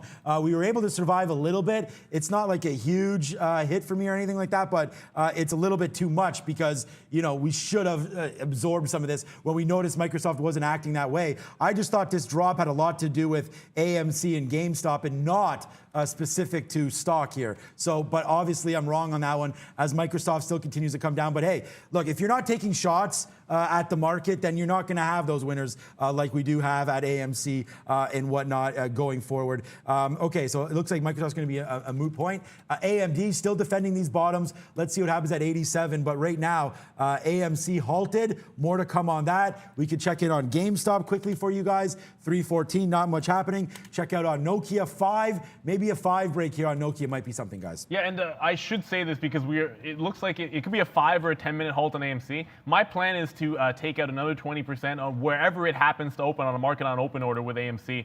Brendan, what's up, buddy? Overstock, guys. Mark was saying in the pre-market, if you joined us right off the bat this morning, there's a lot of stocks with high short interest. This is another one. Crypto ties on this one as well. OSTK 2% starting to get some volume as well. Yeah, and just the NASDAQ just hit 2% to the downside. ES just hit 2% to the downside. So we are seeing a little bit of that sell-off that we talked about. I said I wanted to pick up some plug power in the event that it dipped. But it's a very, very muted one so far. Still waiting for, at 59 level, I like it. 60 certainly as well, we could look to buy. It's holding the bottom of the range, at least so far. 62.70 is the pre-market low. If that breaks, it's about patiently waiting. And of course, in about 20 seconds, we'll get the idea of whether we're going to be open back up on AMC or whether we're waiting another 5 minutes. I'd almost prefer, because I'm long here, that they open up right away and it not settle down. But look, beggars can't be choosers. You have to react to whatever the market gives you. So 232.20, this bottom here, we'll use that as our out. We take another little shot here on Microsoft and we're done now. So our average price, 234 even. I can easily get back there. I mean, that's just right here. But again, waiting is going to be the name of the game here on Softy. And if it takes out the bottom again, then so be it. And we will be crushed on Mr. Softy today, but that's okay. Again, like I said, we're still in cloud 9 a little bit here because of AMC. Okay, there's that break on Nokia like we talked about. And again, I don't know where my order went, but we're trying to go long there through 5. It breaks 5, it's at 508. I don't have any shares. We should have had that 5 break, guys, on Nokia. There it goes. Sean, holding up really well here is Tesla. So, I mean, not even really testing low of day. It's about to make a test of the opening range high at this 875 area. I'm going to try a breakout trade on Tesla here if I can catch a break of that 75 into that technical high of the day. Hopefully can be in and out rather quickly, and we'll see how we do there. But I just feel like there's room to the upside, earnings coming. There might be a flush later on in the session, but I'll take a shot here because of how well that held up in this dip. Brendan? Rocket Mortgage, guys, RKT, just testing this 24 level. You remember 2 days ago, had a big move up to 24. That ended up being the high, but big volume spike here for RKT, guys, at $24. All right, AMC's open now, 1650, so it halts just for no reason there, I guess, just on that volatility, that dump down there, obviously, and because it just opened, so I'm just wondering, like 1840 down here, so AMC right now opens back up 1650. I guess it's truly not going to $50 today. Big size there at 16. It looks like that's probably going to break. And when it does, then yeah, floodgates a little bit open here on AMC today as people definitely profit taking this name, guys. Yeah, and I just had my finger on the trigger. Like I said, I take some out at the open. I got 16. What do we get there? I don't know. Looks like 1660 or so to the outside. Just to double check. If 16 breaks, I'll take more off. Otherwise, I'm still kind of holding on to this one. I think we have a bit of a level to work off of. So 16 is a new level for the second half of these shares, but there's always a chance that I'm going to hold on to some of this for that 15 to 1450 area. So it is what it is. I think it does look like profit taking is coming in. I literally just missed that 16 break and ended up paying down to 1569, which is still a bit of a winner. But I'm holding on to the last of these for that original 1450 to 15 area, and it looks like we could halt again, which I don't want to happen. So I just took it all off. If it breaks at 1550, I don't want to get caught in a downside halt on AMC. So for me, I'm backing off of these names now and looking over to the short on EXPR. This is going to be selling off in AMC. That's the one I wanted to be jumping over to. Yeah, it looks like softy here. 32 is going to break 32.20. So, like I said, the continuation on the carnage here on NASDAQ continues. So, 32.30, 32.20, when that breaks, that's the day's low. And there it is. So now we're going to get out of Microsoft, and there it is. So we fall down the hole there. Okay, we're going to go to Brendan, and we'll talk more. I'm just going to double check on DoorDash here, guys. But a big move for DoorDash here this morning. All-time highs on significant volume as well. We took out that last kind of line in the sand there on a huge volume spike for DoorDash. And just got 661 as initial entry on that EXPR. Now, this has halted several times, but if you look at this, that $7 level has been pretty good, at least. And then the last halt there was off of like a 680. So I mentioned this was going to be one that I would come to if I saw weakness in the other names, which is exactly what I saw to get me out of that AMC long. I was able to just very quickly, I know we haven't hit the keys. I mean, what are we doing here? So line it up and knock it dead. I said this would be the one I'd roll over on to the short side, and then I get that shot and miss it. Also, AMC just broke that 1450, so I shorted it, and now we're in a halt side. I will see if can I get a little bit of shares out here. Definitely halting here. I'll take a few shares off just to lighten the position because it's about to halt downside. So I'll be short AMC on that break, and I'll be short EXPR holding into this the AMC halt. Okay, yeah, good call there, guys. It's been a crazy day today, needless to say. As you guys can see, everything happening there. Microsoft breaks. We got smoked on that one. And then AMD's looking to do the same thing there. We got out of AMC on that 15 break. We tried it at 16 again. No worries. We took a $1 hit there. But for right now, AMD still looking for that 86 break. So we are still long here in AMD, waiting to see what happens on the downside now. 86.50, that's going to be our line in the sand here for AM. Actually, sorry, 86 even, the line in the sand for AMD was not expecting this. Pure carnage today everywhere in the tech space, guys. Was not expecting this off of what I thought was good earnings. AMD yesterday touched $94 in the pre-market, touched 100 yesterday in the aftermarket, and then now today it seems like it's a great deal for AMD shares right now down at 86. So let's see if it can't reverse itself back to the high side right now. Yeah, and I'm going to go with basically the same plan. Wherever AMC happens to open up, I'm just going to cover the bulk of the position. I intend on holding EXPR as long as we're below that 7 even mark, but I have taken shares out within the range. So the bottom end of that reopen range was 570. My last out was in front of 6, just to play this one somewhat conservatively here. If it breaks 7, I'm just going to have like a hard stop at that level. There's almost no reason to hold this through that price. But most importantly, got to cover some of this AMC because look, if this one goes absolutely crazy to the upside here, I don't want to be holding the bag on this. I will take the bulk of it off, that short trade off on the reopen of AMC. Okay, yeah, good short there for sure. Well, we'll see. We'll see, but we'll see. But good call on that short through 15 for sure, or getting out there. So, yeah, it's just been a wild ride. Brendan, give us another name, bud. Some of this price action kind of spilling off into other groups, guys, in the retail sector. Kohl's, huge volume so far today. We had a big move up through to 49.5, but look at this, all the way back down. Kohl's as well, guys, around 10% short interest. Okay, so we're getting out. Okay, so yeah, a lot of these stocks. We talked about Rocket Mortgage a while ago, and how much I like this stock. But yeah, it's coming off now as well. Up, well, no, I guess up 8%. It's not really coming off, but we'll watch out for Rocket Mortgage to go a little bit here. We've been getting in and out of our note. We're not in and out, but we've been getting out. We're already in on our Nokia here, waiting for 5 to break back to the downside. If that happens, we'll get out. But for right now, in here, 04s, 05s, 06s, 07s, and we took some 10s. But really, it was that 5 break that we loved that we somehow missed. So that's okay. We'll let it go to the high side right now. A nice little win for us here. Microsoft, I'd like to get back in at some point, but we're still pretty low on that name. And then AMD back from the dead, up to 88 and change. We're going to go long on this break here, 88.20 when that happens. But that all of a sudden goes right back into the money now for us AMD guys. I love this community, guys. I mean, we talked a little bit about Boeing there with Mark Roberts, our guest, and then I see someone in the chat just out of the corner of my eye because it's going so fast. Boeing on the bottom. I didn't have an alert set up for it. Here's 192 double bottom.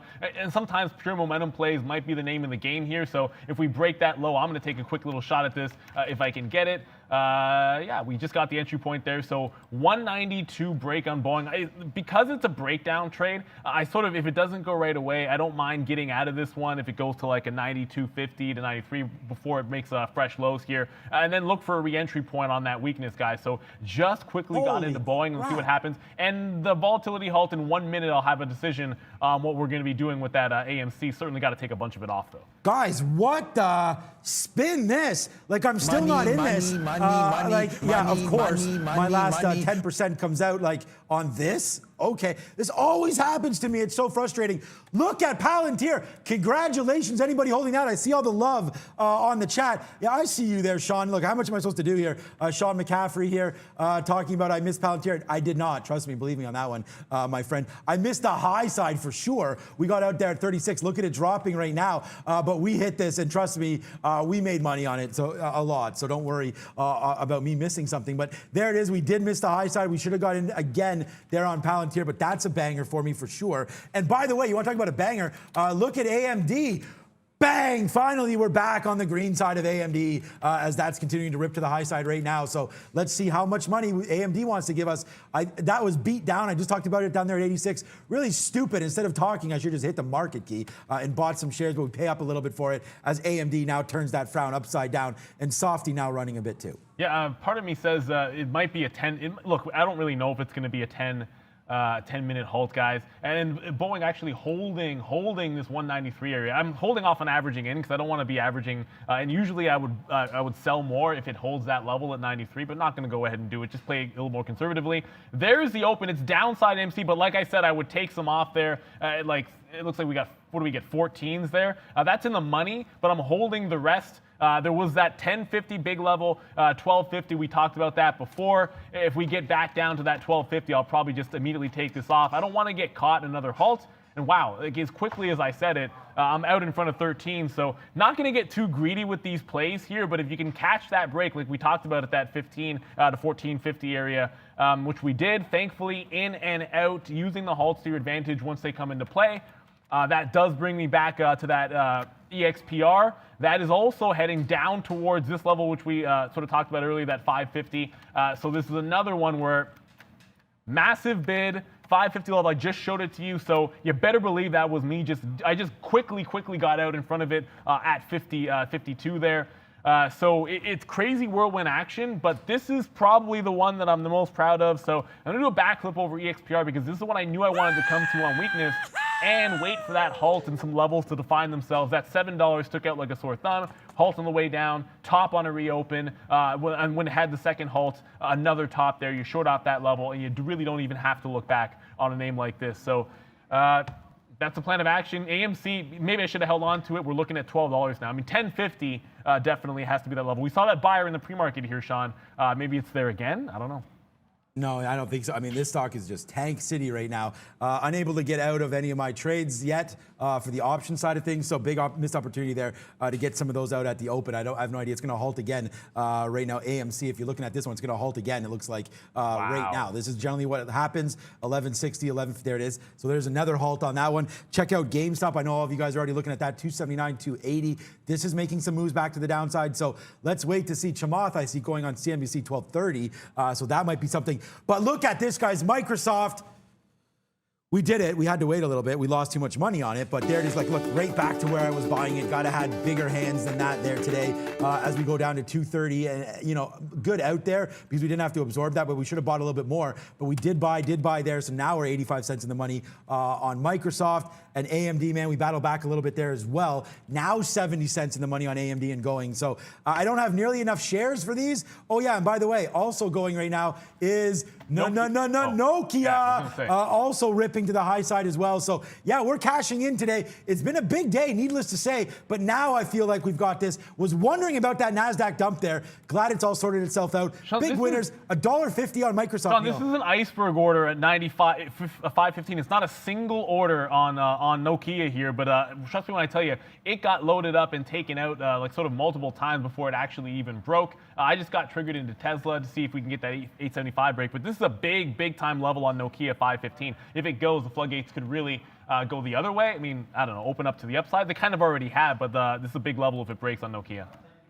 So we're hella long Nokia. But look at this, $2 in the money right now on Microsoft. How many dollars? Put it in the chat. $2.35 right now, so we're at $2 in the money right now on Softy and still trying to go, and as well as AMD. That Palantir though, wow, what a great dip buy that was. That happened right in front of my face. I'm a little too concerned with AMC right now and some of these other positions on, but we're making that cash back now and making it back a lot as AMD comes right back to the high side. 89.50, let's go. Let's see if we can get up to there. So we have a $2 winner on Microsoft, and now it's another $1 right now on AMD. You can see the positions I have at the bottom, so they're all cash money right now as we making some money back. Too bad we had to suffer through some of those pullbacks though.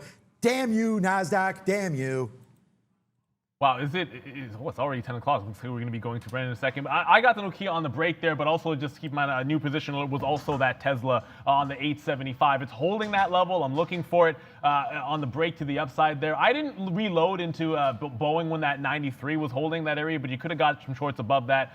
Tesla starting to work in the money. Nokia also starting to go up here. AMC still in a halt position, at least for the time being.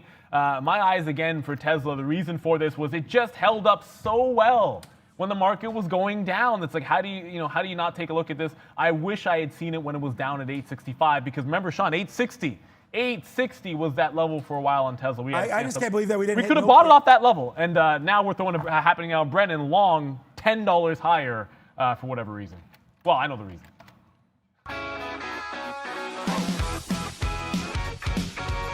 Hey guys, 10 o'clock. Let's have a quick look at North American markets here. Pretty red right across the board, as we've been mentioning. S&P 1.7%. You can see the Dow exactly the same, 1.65. NASDAQ, both the composite and the 100 in that same range again. So big time negativity. Look at the Russell, the small caps, almost 3% now in negative territory. The TSX here in Toronto, 1.5%. Same story for Brazil. If you're down following along on the BOVESPA, a couple things to watch. The price action in all of these has been very similar. So it really doesn't matter which one you're looking at. Kodak with the big push up to 13, now looking to break back to day lows to the downside. Wanted to show you one that was a little bit relatively strong. Yeah, Palantir, Sean was mentioning, straight back from this gap to the downside. Held 32 in the pre-market, back to 37, guys, for Palantir. We're loving Palantir, and we're loving the kind of day that we're having right now as well, guys. There goes Nokia. We just tweeted that out. Follow us all on Twitter. I'll put my profile up there. Also on Instagram if you want to see some personal stuff. But there's Twitter, and there we go right now. Guys, if you're liking the show, please. I feel like we should have a record day today. 16,000 people watching. I mean, we're bringing you the live level twos that you asked. We're bringing you the AMC trades. We're showing you the halt. We're talking about everything. I'm losing money on Microsoft, now making it back. So hit that. Turn this guy around, man. Like, I'm going to check back here in a couple minutes, and I have a feeling it's going to be at 4,000 at least. So, guys, just please hit it. Like the show. It's absolutely free for you. Let's go, Softy, as we're excited. Does it get to 4,000 or does Tesla get to 900 first? I mean, come on. Give us 900 at some point today. Not just because we've been waiting for that level to get another crack at it after missing the first time, everybody. But look, I just took some profit in front of 880 because let's be real, you got to make sure no one ever went broke taking profit. But I'm not going to get any out in front of this pre-market high. 888 was the level I was watching actionable yesterday. I just got taken out of Boeing to the short side, so that short doesn't work. Thankfully, Nokia and Tesla longs are working out for me. I'm still going to look for a re-entry point on the weakness in missed Boeing, AMC. and I think I will take a shot at it. AMC opened back up. Was there a shot at 1050? No, I'm long now 12s. So we'll watch to see what AMC does now, long 12s. Look at this, though, guys. You want to talk about going ham? We're huge on this one. Hot dogs for everybody. As Nokia, we gave you this 5 break. Look what's happening to Nokia right now. Oh, yeah. And by the way, bang, we put on more shares now on AMC through 12. So let's go, man. 1260, 1265. I'm not dropping this one. Let's go diamond hands here. We're right back to our day's high. We're making all this money back. Screw you, market. Let's go to the high side right now. 13. We're long 12. Halt to the upside. Let's go, AMC. Yeah, I mean, thankfully, I didn't even notice the halt, $5 but in the money on managed to get Microsoft. in it. You talked about that halt in AMC, another volatility halt. It cannot stay open. Nokia is pulling back, so I would say watch out for this one.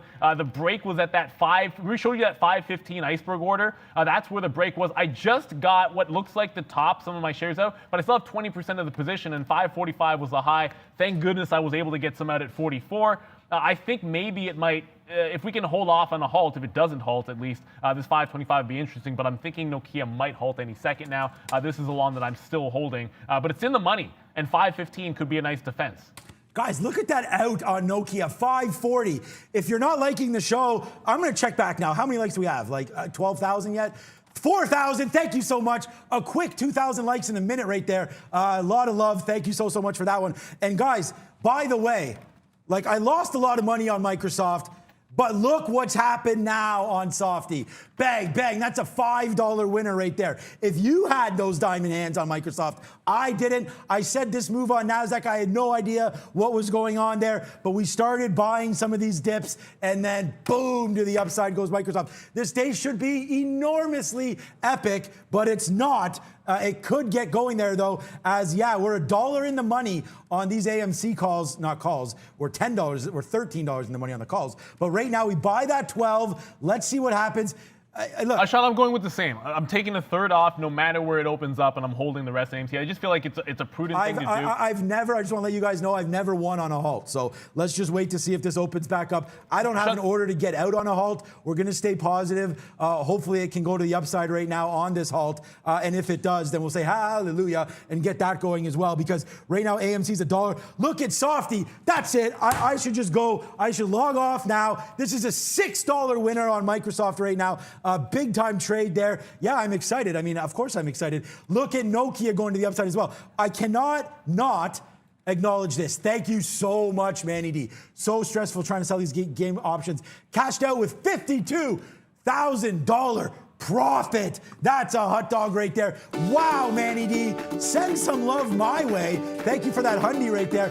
And a big shout out to Christopher Chow as well. Palantir, AMC, GameStop.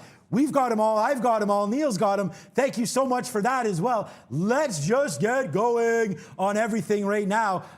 Yeah, look, I'm over the moon.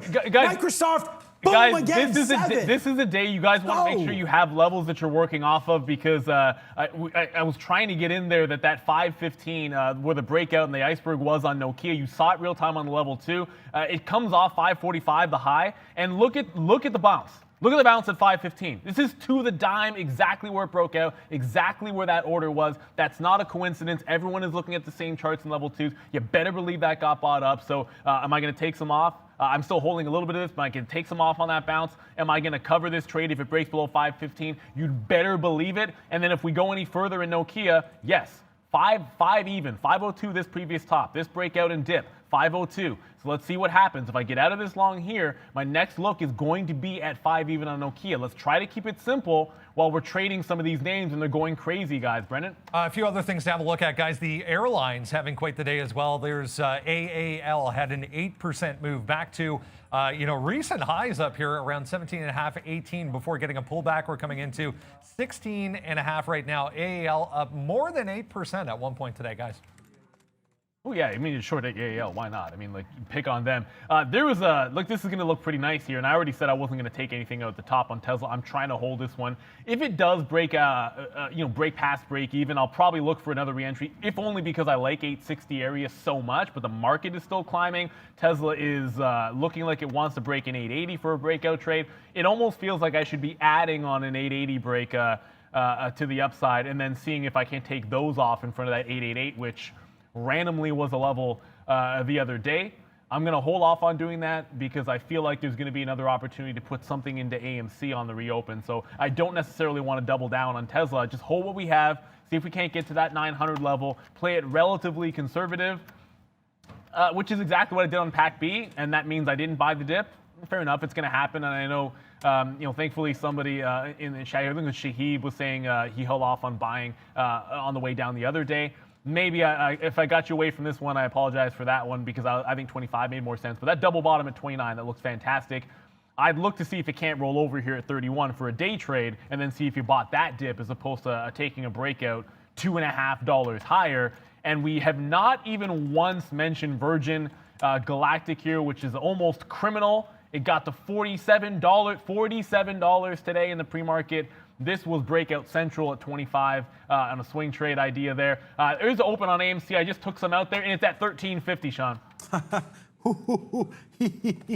Yeah, okay. Let's just take some out right now. 1205 we're long. I just did take some out at 48 there. So let's just keep watching that. Okay, here we go, though. We're coming out to the downside. Take some more 20s there. Yeah, look, we took some trades on and got them off right there. So let's just wait, man. I know you like that, Robbie. So we still have the majority. We still have 70% of our trade on right now. And I'm going to try to, I apologize, I'm going to try to slow down a little bit here for you guys. I was going crazy there because, again, we're trading real money. These are trading equities, man. We're not trading options. We're not trading anything like that. So we got to take advantage when we see things. Microsoft right now, a beautiful trade to the high side now, 239.50. Like, we really based out there and just took off. You can see what the NASDAQ is doing as well. And then, I mean, look, I'm going to calm down, but I can't. We cannot not do this. Look at AMC right now, guys. 14 and change. We talked about diamond hands. Let's try to have some of those now as we get to the high side right now through 14. It looks like it may crack 14, but here we go. Nepa, it says. We get a little more out there off this 12 long. Like, hey, guys, I'm just taking a $2 winner here, like ho-hum. What else do we have on board? A $1.50 win on AMD as that takes out the high. Hey, what's up, Ed? And a nice little trade on Softy, $6 in the money. Softy, $1.50 in the money, AMD. $3 now in the money on AMC and Nokia. We are almost back to day's high. Let's go. And I'm going to go from there. Look, I could talk about that 1450. I took some out on AMC as well, and I'm looking for that 15 to potentially break in another halt. But BlackBerry is consolidating lower. It already gave you a lower high, higher low bounce off of that 20 level here at 2040, and it's heading right back down towards it. Once again, there's a little bit of relative weakness with BlackBerry as opposed to some of these other names here, guys. I never got my crack at, unfortunately, I never got my crack there at Nokia.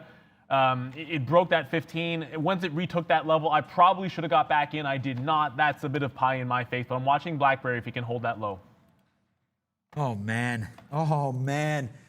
You've got me feeling ways, man. Look at AMC. We have that 12 long. We just should have hammer timed it, man. But today, the pins are setting up. I don't know if you guys can tell, but this is just a big day. We're making a lot of money, and it's been special. Not only that, like, things are flowing exactly the way we thought. I just wish we didn't take this hit here on Softy, and I just hope that you guys didn't really dump that at 232, but it did go down to 230. I did save myself a couple $100 just right there by getting out right there, but we do battle back and get right back in, and now that's just high side like crazy. And then our boy here, AMC, about to say AMD, I feel I have to take some off again right there. We're at view up. This is just part of it, man. 10, 20, 30, 40% out. I told you I'd have diamond hands. I don't know if that means what I just did there or not, but because I finally went to the Reddit boards and I saw everybody saying diamond hands. So now we'll do that. We'll watch out for VWAP here. It is coming back down, but man, oh man, what a great day this has been, Neil.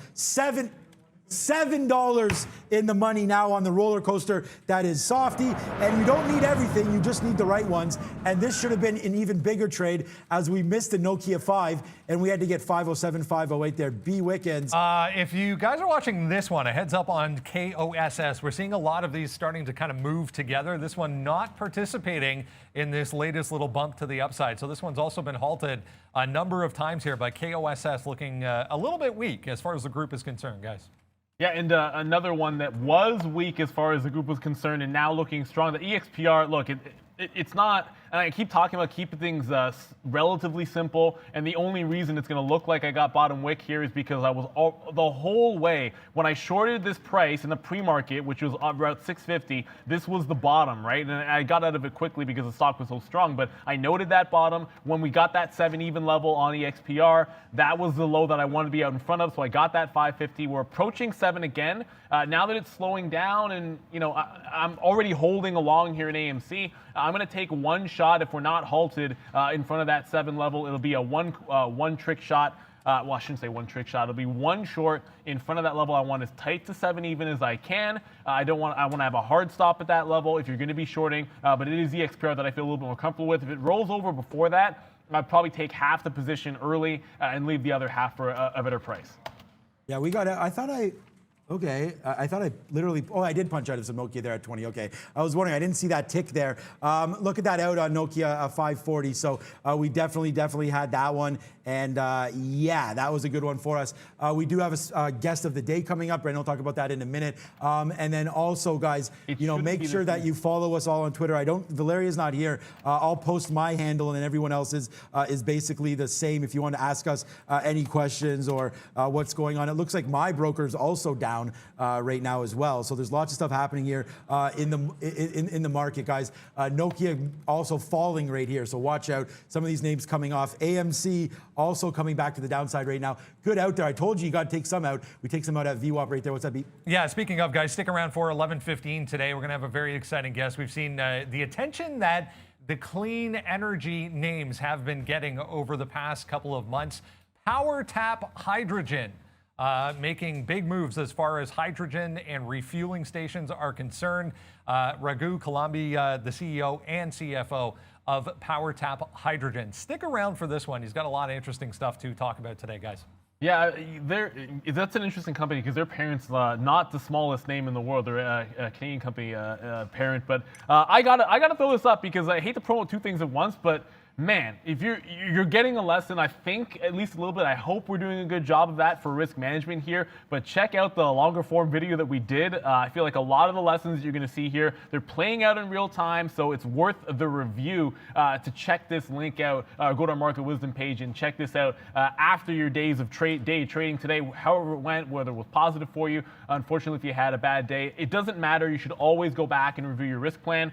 And I'm going to show you a bit of what happened here. Again, playing off of the same level in EXPR. I said I'd take the rollover early for half the position. That's what I did. I'll be conservative, taking a bunch of it out. At what level? Look at this. This was that last turn at 625, so I'm out most of it in front. Hold the rest for that 550 bottom. Once I get a target area in, I throw out adding back into the trade because that'll be consecutive higher lows put in.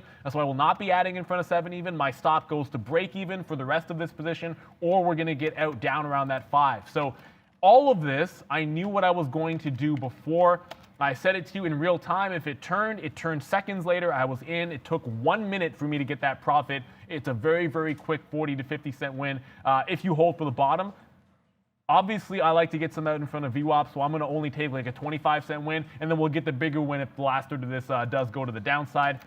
Got to go back to Tesla. I know some of you guys are waiting around for this for earnings, of course.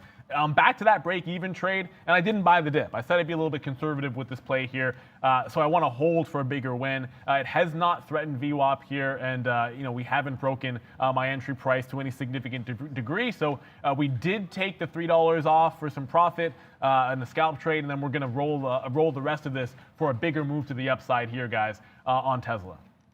Yeah, and we're also waiting. Nokia actually drops down to VWAP there and should have been bought.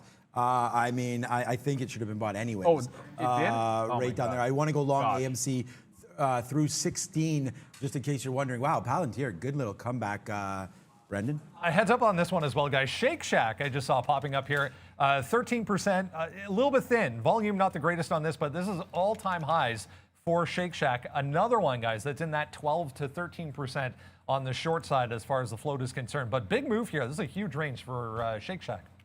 Yeah, and you're seeing sort of this being played out over and over again in multiple names. And I'm going to go to this KOSS, if only because there's a couple of these which are not necessarily pushing to the fresh highs or trying to get up, and you're starting to see these things really slow down. After multiple halts, KOSS is in that position, although 16, and if you're into trend lines, you can probably draw a decent one through this 16 area as a bit of a support, but post the last halt, this level is certainly holding. If there's a break to be had here, it's probably a short break 16 out very quickly in front of 15. I wouldn't even bother holding that to 14 even. But if there's something that looks like it might moonshot again in the afternoon, if this 16 hasn't broken, we've seen AMD come from the dead here. We saw Nokia also make some moves to the upside after looking like it was going to be weak. So just watch out. If this 16 hasn't broken and we're sitting at like 11 o'clock, cost could go again, and I'm always going to call it cost.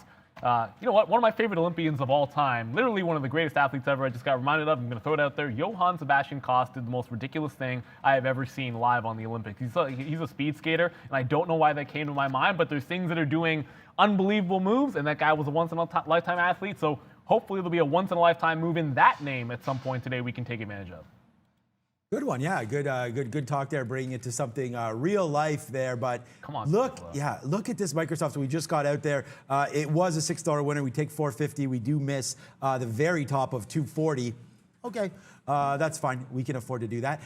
Okay, but right here, that's why we got out. So again, although the show is super entertaining, I think today, anyways. I mean, I'm pretty entertained. I'm pretty, excited.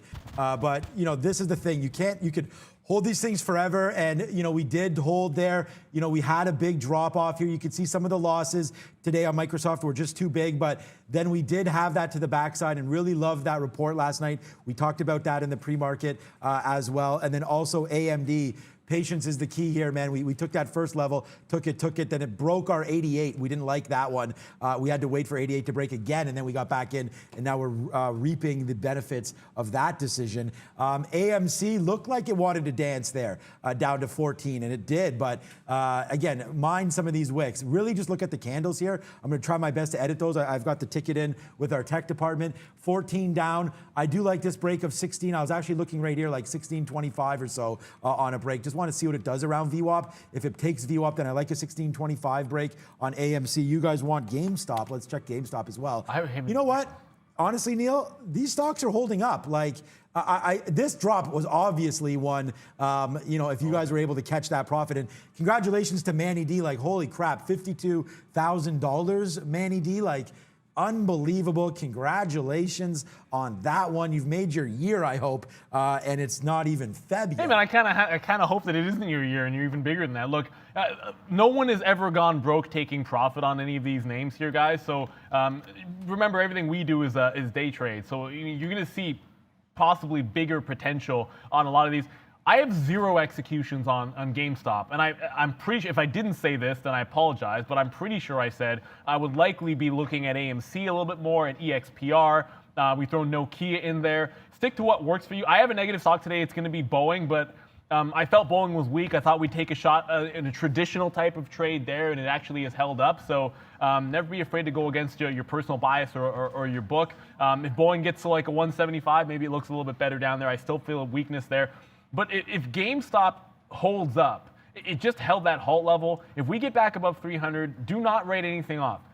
Be careful if you short this stock. If it breaks the high, there's no possible end in sight. We've seen crazy things happen, so don't get too comfortable with these stocks holding the bottoms here.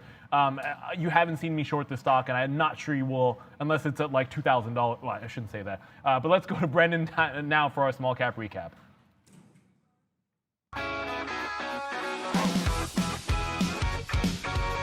Hey guys, yeah, that time. Let's have a look at small caps that were moving around in the pre-market this morning. This one, big move in the pre-market yesterday, if you remember, and then ended up topping way up here at $3, but gapped up again this morning, and they just faded this all morning long. So find the weak one if you are of the mindset on the fading side. 2.5 ended up being a bit of a pivot here yesterday throughout the midday, ended up being a level here in the pre-market down to $2. Pretty easy trade.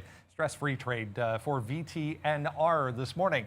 AMC, give you my take on it. Had that break of the consolidation on the 16, gave you a flush all the way down to $11. That was really all I did with AMC. What a move, though, to the upside. BlackBerry, however, yeah, that was a crazy move off of the open along with the rest of this group. So we had a hold of $20 that I was looking at there in the pre-market. Ended up being support at the open all the way up to $23. So take your pick this morning, guys. So much opportunity in this market still.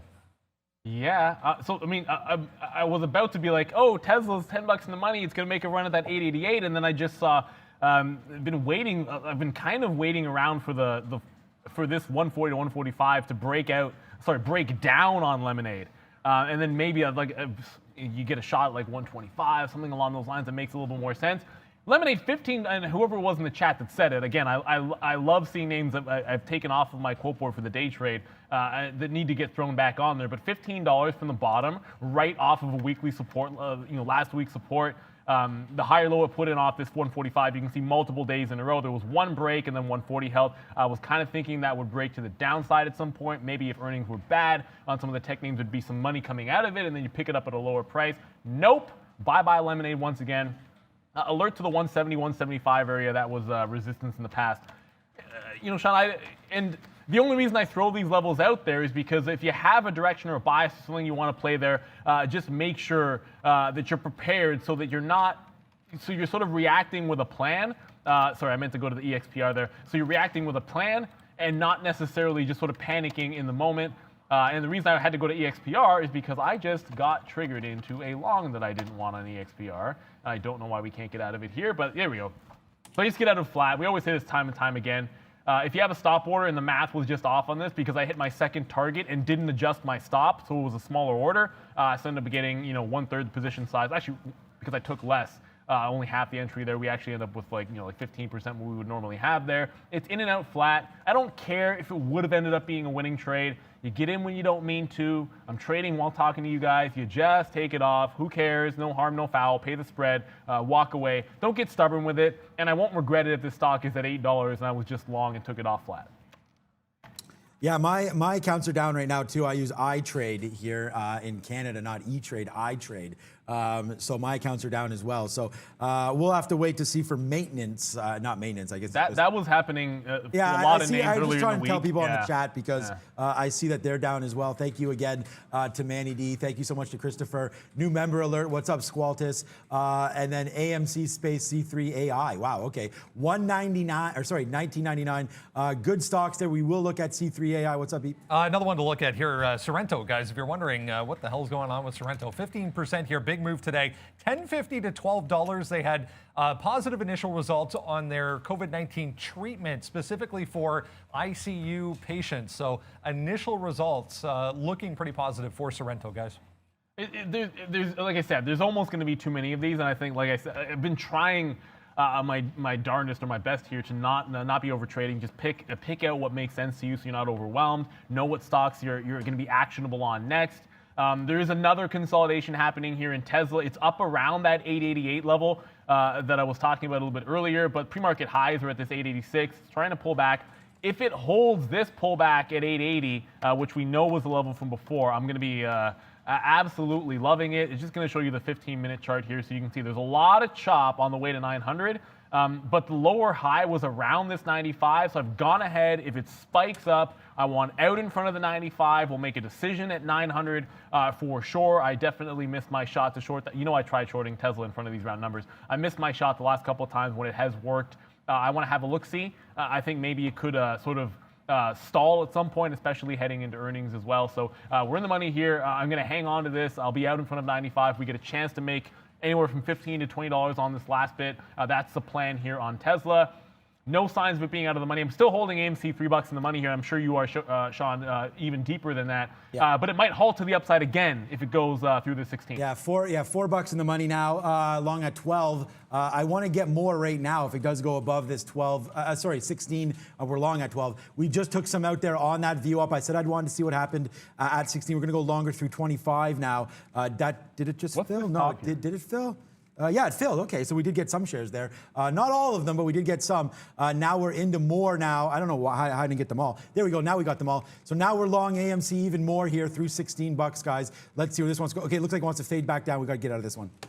Yeah, and I think look, you make the scalp trades, which is those breakouts, which you keep talking about, where you're breaking a key level, and then if it doesn't work right away, you have no problems getting right out, and some that you plan on holding. And when you get the bottom, this is the reverse play. Like, you want to hold on to some of this, but let's remember, this is not like 1750. As far as levels go, this was a top. I had all kinds of trouble sort of longing and getting any profits on that 17 break in the pre-market. Then had bunched up action at 1750 again. This ended up being a top when I longed this one off of the open. And then on a reopen, it was sort of the same thing. So if we break 1750, that's sort of my trigger point that this could go crazy again here in AMC.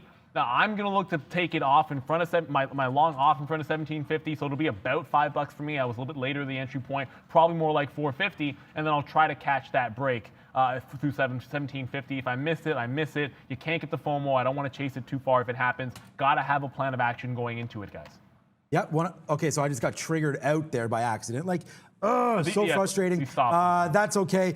We did get out of some AMC there. We wish we still did have a little bit. But yeah, some of these D prints triggering me in and out there. So we did get out of some there. We want to go more long on AMC. Shoot, man. Nice one, order type. What's up, Beep? A lot of people looking at this one already, but here we go. All-time highs again. Just a few seconds ago there for this one. Space, guys. Above 48, it looks like. Monster volume came in there as we head into all-time high territory for the first time, which was above that high, 44 early on. So space, all-time highs. Final frontier. There's a key for that. Oh my goodness! I'm every single time I'm just entirely too slow to get that one up for Virgin Galactic. And let's not keep it. Let's keep in mind, of course, that there is some short interest here. So there is a little bit of squeeze that is happening in that name, even though it's not quite the same as what you're seeing in some of these other names. And because this is on significant volume, there'd be no fade trade for me. You're seeing me. I'm not even thinking about, okay, parabolic move up, catch the turn. Like, it's just not. It's not really in my vocabulary today because of the nature of the way some of these are going. It's like, I'm holding a Tesla long $11 in the money. I'm holding AMC long. If I'm going to short a name, it's going to be that EXPR when some of these other ones calm down. So while in the past you might have seen me take a 48 short and then try to scalp that one to 47 on space, yes, that setup was there, but it's just I don't see a heck of a lot of reason to be doing that today and then throwing away the profits by getting in front of the train. The market got back to almost 1% only down, so we are sort of screaming to the upside.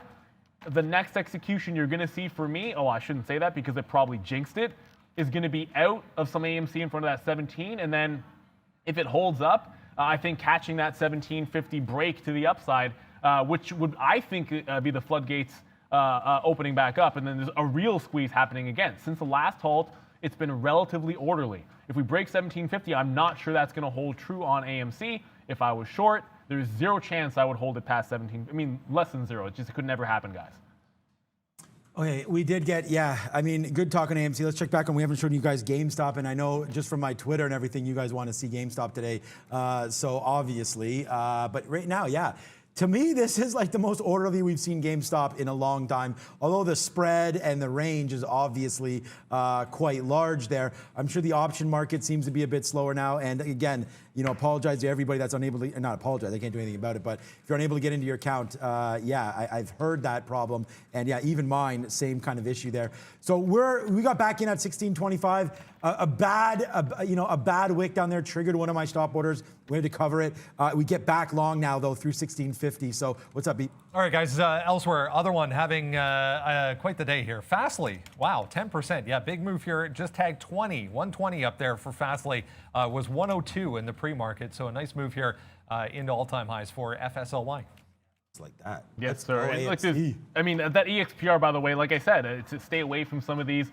It is bouncing as well with AMC here, which is going to 17. And I said, if it goes up and my accidental long would have made money, it is what it is. It happens to you. You don't care. This is going to approach this $8 level. I know $9 is going to be the high, but just keep in mind 8 was a level in its own right. It stalled out on the way up. It stalled twice on the way down on some bounces here.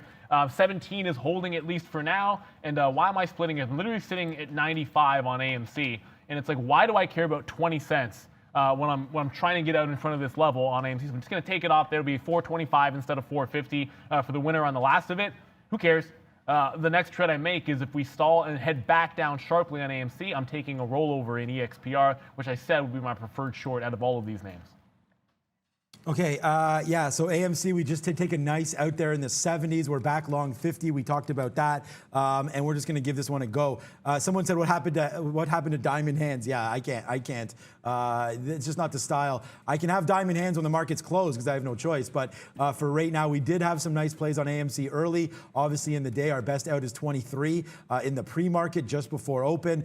Now we go long again, and I'm still waiting for this 1550. If that snaps, then I think we can get out. But I'm thinking I'm going to hold until then now, finally. So we'll hold on this one. Like, I can't panic when I see this thing down 40 cents, like Neil was mentioning. We've absolutely destroyed it. AMC is my largest stock today. It's my largest stock profit-wise since we've been doing the show, and it's only 10:30. So, you know, I'm feeling it on AMC today. It's been a good trade, and I know you guys probably are also crushing it. And another name that we want to look at too here today is BlackBerry. Like, I tweeted out that I bought it yesterday at the open.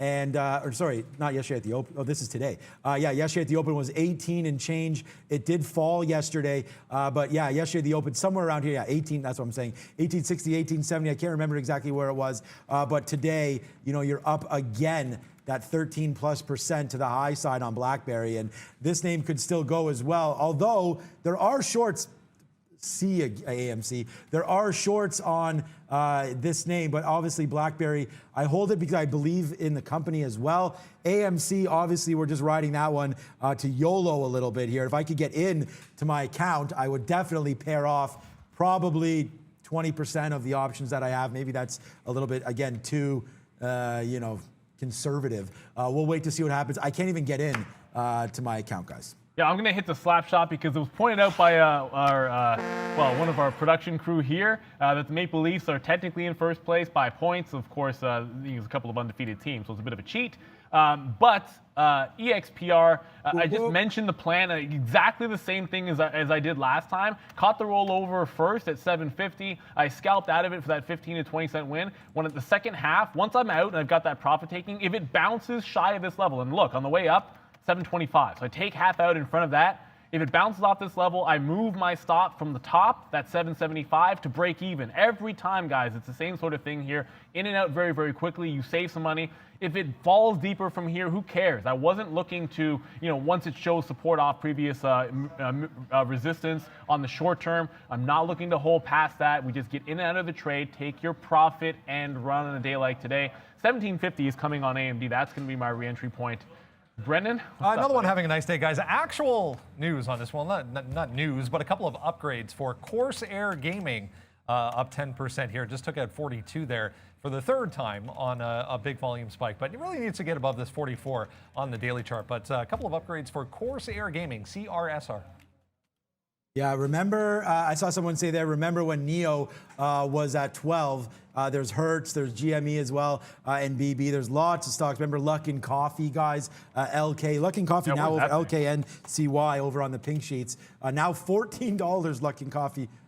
Okay, I was going to say that's up 12% today too. Like, what isn't up? ABML is another popular pink sheet stock. That's down, I guess, today. But okay, so whatever. Not much happening. Check in on GBTC, which is Bitcoin. I know a lot of you guys like to look at Bitcoin. Oh my God. And today, GBTC down 7+%. But guys, AMC, like, it's not going to look like I have. You guys all know these prices. Like, I got this 12. That was a hammer time. Should have held on to it. My bad. But we got in again there at 16. We got in again at 1640. So we've just been like, although I said diamond hands, I still do have a good position on now as we continue to go higher now.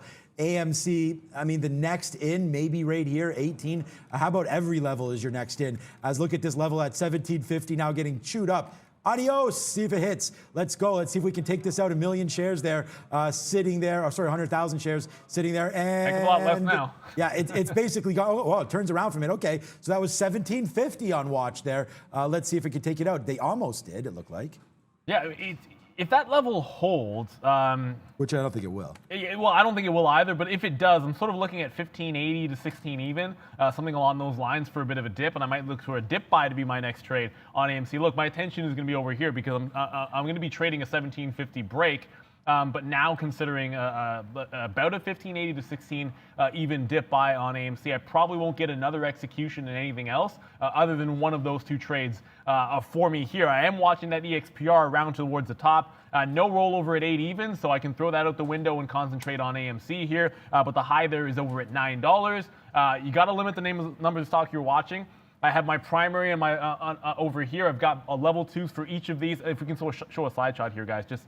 I got my primary stocks that I'm watching here. I have all those level 2s up, and I'm trying, on a day like today, I'm trying not to venture away from that. Sometimes, yes, I'll be looking at 10 stocks at once and have 4 or 5 positions at one time.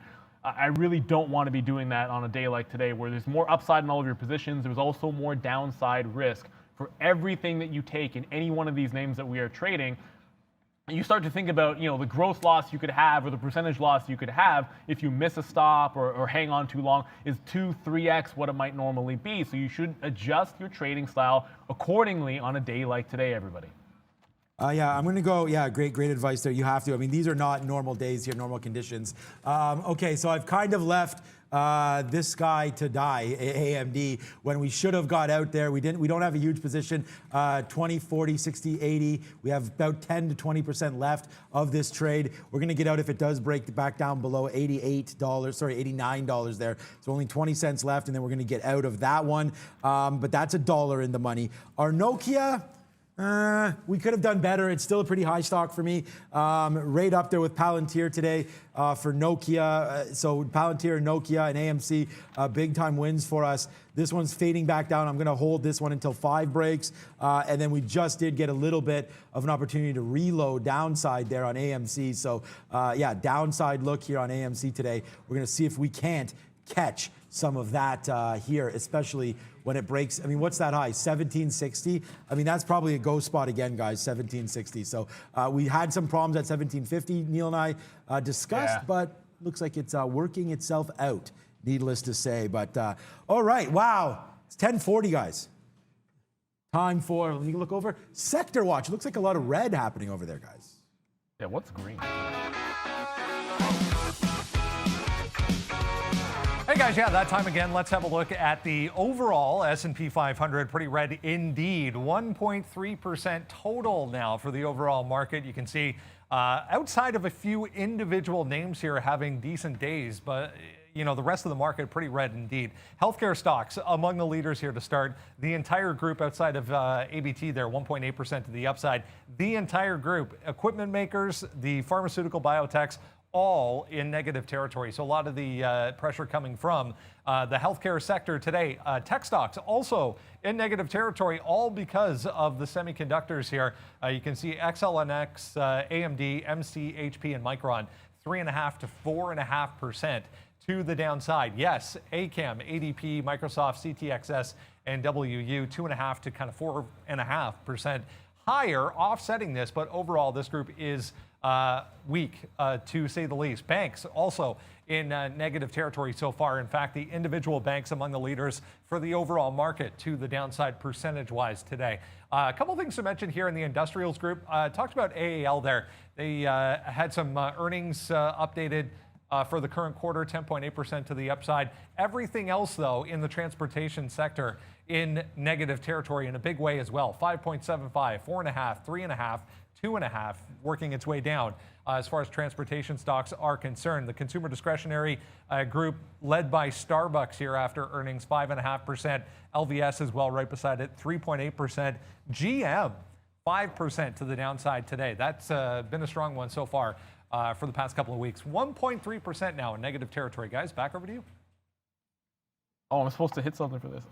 You know what? Whatever. We'll go with disco ball because it's literally where my fingers rested.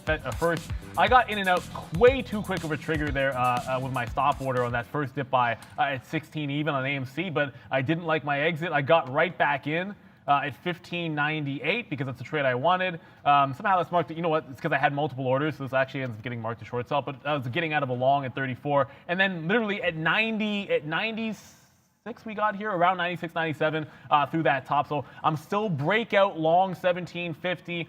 We just talked about a 1580 to 16 even defense area. It did break through the first time. That's why I got out, and then just jumped right back into the trade once it held that price area. So just quickly, what had happened was it broke the level. There was no trailing offers down below, which is what I'm looking to see. So when that 16 broke, 1580 as well, I did not see offers that were following it down with any actual size and selling beneath that price. It was just a bid that flushed out. Once I noticed that on the way back up, I just jumped back into position, guys, to the long side. It got 98, an even better price than the first time we had it. So plan of action working out. Tesla bouncing as well a little bit. That's back to like 11, 12 in the money. Remember, my goal is to get out in front of 895 here. So we still have that 75 breakout on Tesla. Brendan, there's a little bit of news here. So I went back long here, obviously on AMC. So we'll see if that works out. A little bit of news here on ExxonMobil, I think, Brendan, we just turned positive on the name there. Apparently in discussions with a hedge fund. So don't know what that means, but obviously it's pretty good here as it starts to go to the upside. You see the volume spike right there. The story was just a couple minutes ago. If it's anything significant, we'll get back to you on that. But that was a talk there. If you are an Exxon holder and you do like it, I sort of did leave it for dead down here in the 30s. Was a great break there, 35 and change, but now it's pulling back. Watch out for this 50-period moving average on the daily chart there for our friend Exxon. You have something, Brendo? Yeah, there's not a lot, but I can show you the headline here. It's an activist investor, D.E. Shaw Group, so it's the Wall Street Journal reporting this, so it is legit. If it's coming from WSJ, but yeah, Exxon in talks with an activist group, D.E. Shaw, guys. Yeah, and apologies for not quickly getting to this one. I know I've been monitoring EXPR here. Yes, it did halt. I threw it into the chat because I wanted to make sure everyone was aware of it. It halted shy of this high of day, that 9 even. Oh, well, 890 technically the high. We'll go with 9 even because I like those round numbers a little bit better.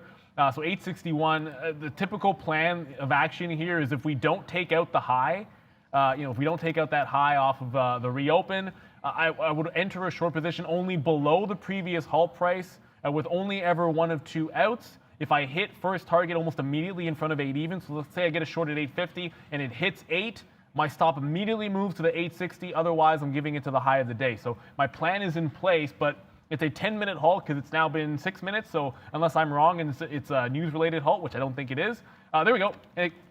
Yeah, forget about it. No chance. I was going to say perfect timing there. You had it live, but then it didn't fill. No chance to short that one off. You guys saw it live. It opened up and is immediately going to halt to the downside at 775. So yeah, you can forget about that one. Yeah, good look there. We are waiting here. Do I have AMC up? No, I have ExxonMobil up still. Good report there. Thanks, Brendo. Okay, so damn it. I was just waiting at like 1750 there to take some out on AMC, and it couldn't. Okay, that was a big, hard turn, guys. I was watching it, and Neil was talking. I didn't want to interrupt, but it could not break that 1625 there. I don't know what was going on with that. It did not break it. It turned right around at 1625. So I'm wondering, I'm going to put a little bit of a few shares anyways back at 20 and see if we can't get out there now if that goes back up, because there was definitely a seller there on AMC at that 1625? Sorry, 1725. There was a seller. Let's see what happens again if it comes back up there. My out's going to be in the 20s right now to see if we can get that. I don't want it to test that 25 again in case it doesn't, or in case it holds and tanks right back down here. Like, again, I know a lot of you guys are trading much different than us. So I already have 72 executions already here on AMC. So it's been a great trade there, I'm using a little bit more shares than your normal. So that's why I think we have more outs than we probably should. If I had less shares, obviously I'd be holding, like similar to what we did here. I was basically out of my trade when we got this like $10 winner upside of $23. You could see earlier on, buy here, 10.50 early. We're here at 7 a.m. There's that buy. I just want to quickly say, every now and then someone says there's a bit of a, look, I understand it's a stream, it's YouTube, there might be a little bit of a delay. If it gets too long, just a quick side note here, just refresh your browser and sometimes that'll make it a little bit faster. Look, we want you guys to be able to see what the market is doing in real time as best we can. So we make sure you do that. I want to look at DoorDash, let a sleeping dog lie, but this one, monster move already this morning. You saw it pull back. Look at the bottom it made here off of 205. It looks like it might break out off of this low here, 212.35, 212.50. I'm taking a break long on DoorDash. This looks like it could be gearing up for another secondary move. And I've missed, like, every single time this has gone parabolic in the last few weeks, I've missed out on DoorDash. I'm going long at 212.50 and taking my shot.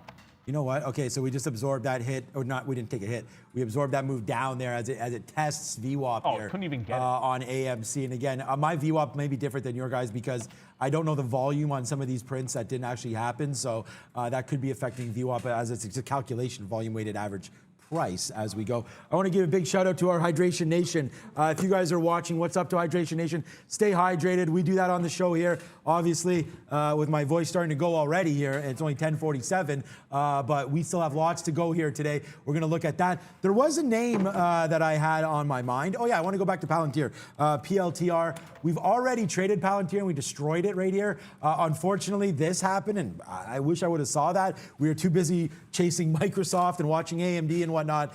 No excuse. We did have the stop order. The stop order triggers good, so it worked. But right now, I'm looking at this level, 35.60 for a possible break upside now on Palantir. 35.60 or so to go there if that does break. Is that what that level is? Yeah. Well, 35.55, that little wick there is 69. So 35.55, we're going to put on another trade here on Palantir and then see if it, I mean, if it goes to 36, great. We'll see if we can retest this little high here of 36.45. What's up, Pete? Oh, these make no sense whatsoever. I mentioned this one was a little bit weak early on when the other ones were going, but yeah, KOSS now 142%, guys. All-time highs for costs above 24 again. And look, I always promise you guys that I would do this. It's a bit of a running joke around here. We come from Brendan, we'll hit something, but I'm not going to hit the country music thing because he doesn't actually like country music. I'm hitting the lamb because he's the lamb. I'm hitting the goat because he is the goat, that's what I like to say. We got a winner on that DoorDash. And it should never happen quite this easy, obviously. I literally had just talked about it, and you know, it was rounding into a bit of a break. That previous level of 212.50. We got long at 53. I actually had to use a midpoint order to get in, so I wasn't paying the spread. Thank you, Day Trade the World, for a million different order types. But it just almost instantly pushed into 215, which was this chop area here. So I got both my targets in the scalp trade. The last third I hold to a VWAP if I can. I'll be out in front of 220 on the final third, hopefully for what would be like a $7 winner in the last of it, 6.5 to 7. But we've already, like I said, scalped off $1.25. And then, of course, you know, like, just over $2 here, quickly in and out. Whatever my risk level is going to be, like down to like a 210, I want to make sure I'm scalping the majority of it out at that risk point, and then we can hold for the rest. We can always go parabolic in DoorDash, which is why I always want to make sure if I'm taking a breakout trade in DoorDash, I want to be holding some of it for a bigger move, but you got to capture profits when it goes whoopee on you. Now I can play with some house money, and at 10.50, this is the time of day that you might want to be doing some of that. We like playing with house money, that's for sure. And Palantir right now, we're in that name, so you can see that right here. 54.55. What is my price? 58. It did shoot up right away, basically, to 70 again. We didn't get any out. So the high there is 69. So here it comes. We'll see if it can go through that. We do have some offers upside, but 64, 65, looking like it wants to hold. I mean, we're flat right now on the trade. You can take it if you want. Good suggestion by Neil there to refresh your stream if you feel that it's behind. We're broadcasting to you real time. I mean, I can call up a clock. It's 10.50 right now. So, okay, Palantir, did we take some off? Yeah, we did take some off there at 65. So a good out there for us, 65. It did hold that. So now we're long at 58. A little bit out, not very, very small, 10% out there. We're still watching AMC as that's bouncing around. I'm still long right here at 16.75. Hoping for, again, this break, 17.67. So we'll hold out for that. We are waiting for some downside moves to get out of AMC as well. Watch out, just because GameStop just turned around off 350 there goes Palantir, here. Yep. Oh, GameStop just turned around. Okay. Yeah. Yeah, I'm in too many things here, guys, once again. But there it is again. And we came out the hot dog gun as we just firing profits off again here for you guys. I hope you have this. I gave this to everybody. Palantir. 35.50. It's at 35.90. Neil, you talk about things being too easy. There it is right there. That's 50 cents in 2 minutes for you guys there on Palantir. 40 cents. Sorry. So I'm going to take some profit on that one. You can join me if you want to, or you can wait till 36.40. Let's see what happens with the upside. Brendan at the big screen. Money talks. That's what we want.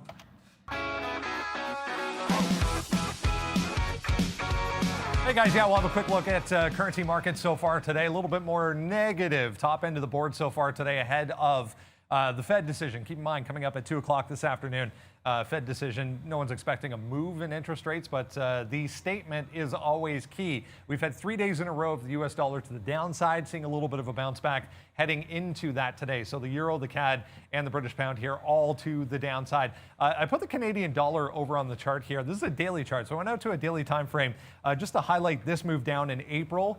This was all the way down to 69, I believe it was. Yeah, 69 even, all the way back to 79 cents here since. So a huge recovery for the Canadian dollar as the U.S. dollar has been sliding lower, obviously.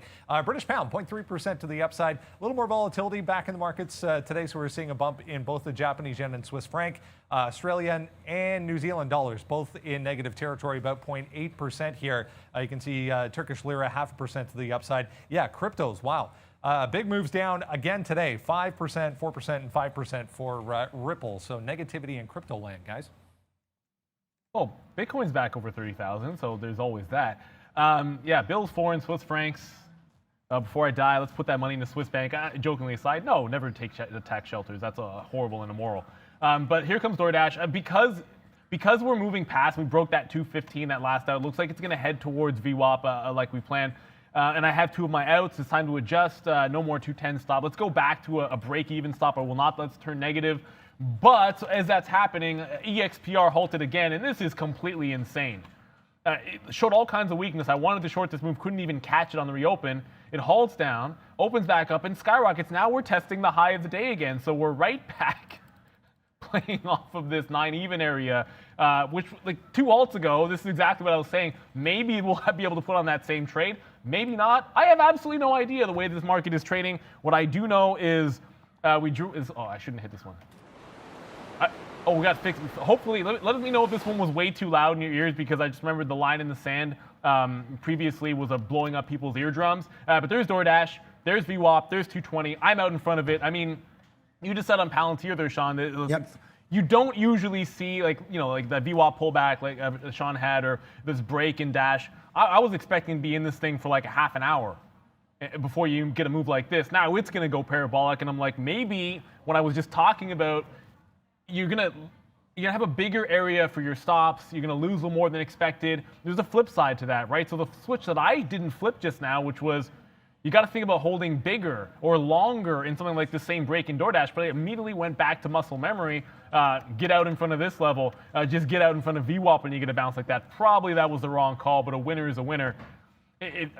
Yeah, okay. Like now it's like, off that break, it's a $10, $11 move here, and maybe we are headed to like 230 pie in my face. But winner, chicken dinner. Haven't said that in a while.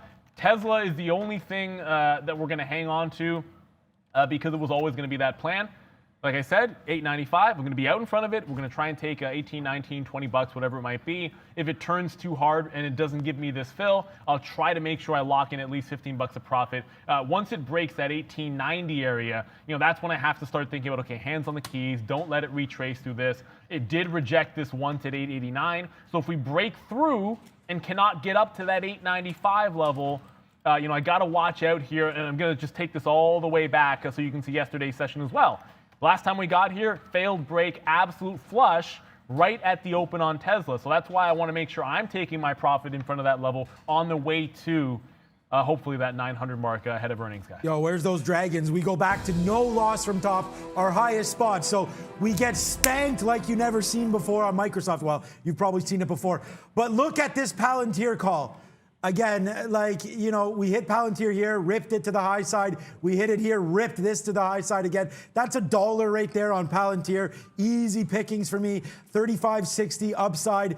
We got a bunch out there. I wish I never saw it. I wish I wasn't paying attention and didn't see those refreshers there. But we get out some at 36, then we just, our best out right there, 36.60 or something. 36.45, our best out is now even go higher here on Palantir, but the winds keep on floating in, guys. Oh, wow. And look at Nokia right back to highs again. We just get that fill. So that's a big trade here as well.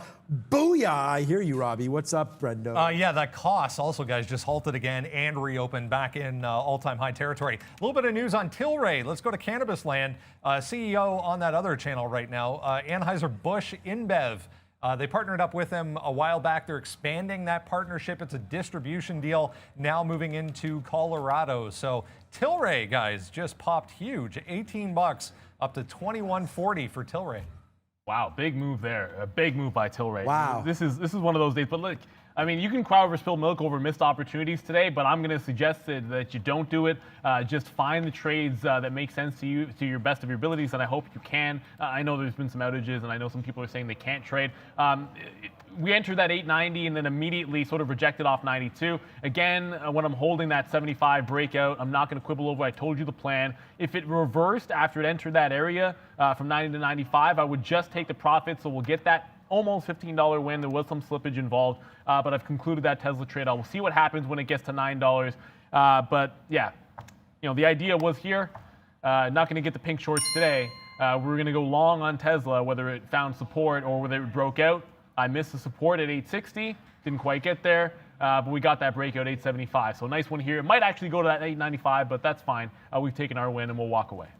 Yeah, I just wanted to say also, too, we are walking away from Nokia a little bit. We did get out. We are, I don't know if it tipped up. I don't think it ticked up there. Apologize for the charts, but 535 is coming into play here as well on Nokia. So big time win there. And guys, like, this is $1 now in the money. So we slaying, I don't even know what buttons I'm hitting anymore, but we're slaying that dragon once again here on Palantir.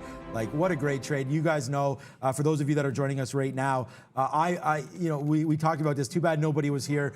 Well, we did have a big time. We just cracked 100,000 in October, but this is of subscribers. This is what we were talking about, this break on Palantir. I hope we got a lot of you guys long, and now look at this, guys, to the high side. And yeah, something pretty cool that we also do on the show here, Weed Batman is in the building. I'm a huge, I have Afria, Tilray. I'm a huge investor into some of these cannabis names. And when I see that Tilray move, I see Afria, and I go, hell yeah, to that one. Disney on the break. I did like that break. This is the one I didn't get to. Disney, we just went long on Disney right now. 164.30 on this high break there. But again, I don't know why we went long. Yeah, okay. It's still to the high side, but 164 should have been the long, not 164.30. But the spread right now, guys, 20 cents, sometimes 10 cents right now. Disney, new position long. Palantir running for us too, guys. And I mean, we talk about this, it shouldn't be so easy, but if you're looking at the chart of GameStop, remember that break at 250 right at the open, pushing to the upside? Yeah, halt bottom. Oh my goodness, just turning around on a dime to 385. Now, I've already said this, and I'll double down on it. Normally, and I've done this on GameStop, I mean, not at these prices, when it was a little more reasonable. I was shorting some of these moves off those highs. Like if it turned around shy of that high a day, I'd jump into the short at 375, off of the high, and then be looking to come. No, I'm not even like half interested in doing that. When if this takes out the top, I mean, what are we even talking about here? 500, 1,000? Ultimately, we don't necessarily know, and I think that's the big thing. And I keep hitting this, and I can't say this enough. We're doing the best of our abilities to show you what we're seeing on level 2, the trades that we are taking in real time, our thought process, our plan of action, and that comes down to risk management. We do have videos on our Market Wisdom page. Please check them out. We don't want anybody getting their accounts blown out. Like nobody, it's not fun for anybody when anyone loses money. Like I'm not sitting here. I'm shorting a stock people are long. I'm not happy about it that someone else loses. You're just making trades that you see and then have a plan of action. This is what we try to talk about in this video. So check that one out on our Market Wisdom page if you can. To go back to at least one name that I saw thrown into our chat. Yeah, so while I was talking about the missed opportunity on Lemonade, it just got even bigger. We're now looking at 170 on this one. I guess that dip buy will have to wait till Q3 maybe. Who knows? Brendan at the big screen, it's time for our European update.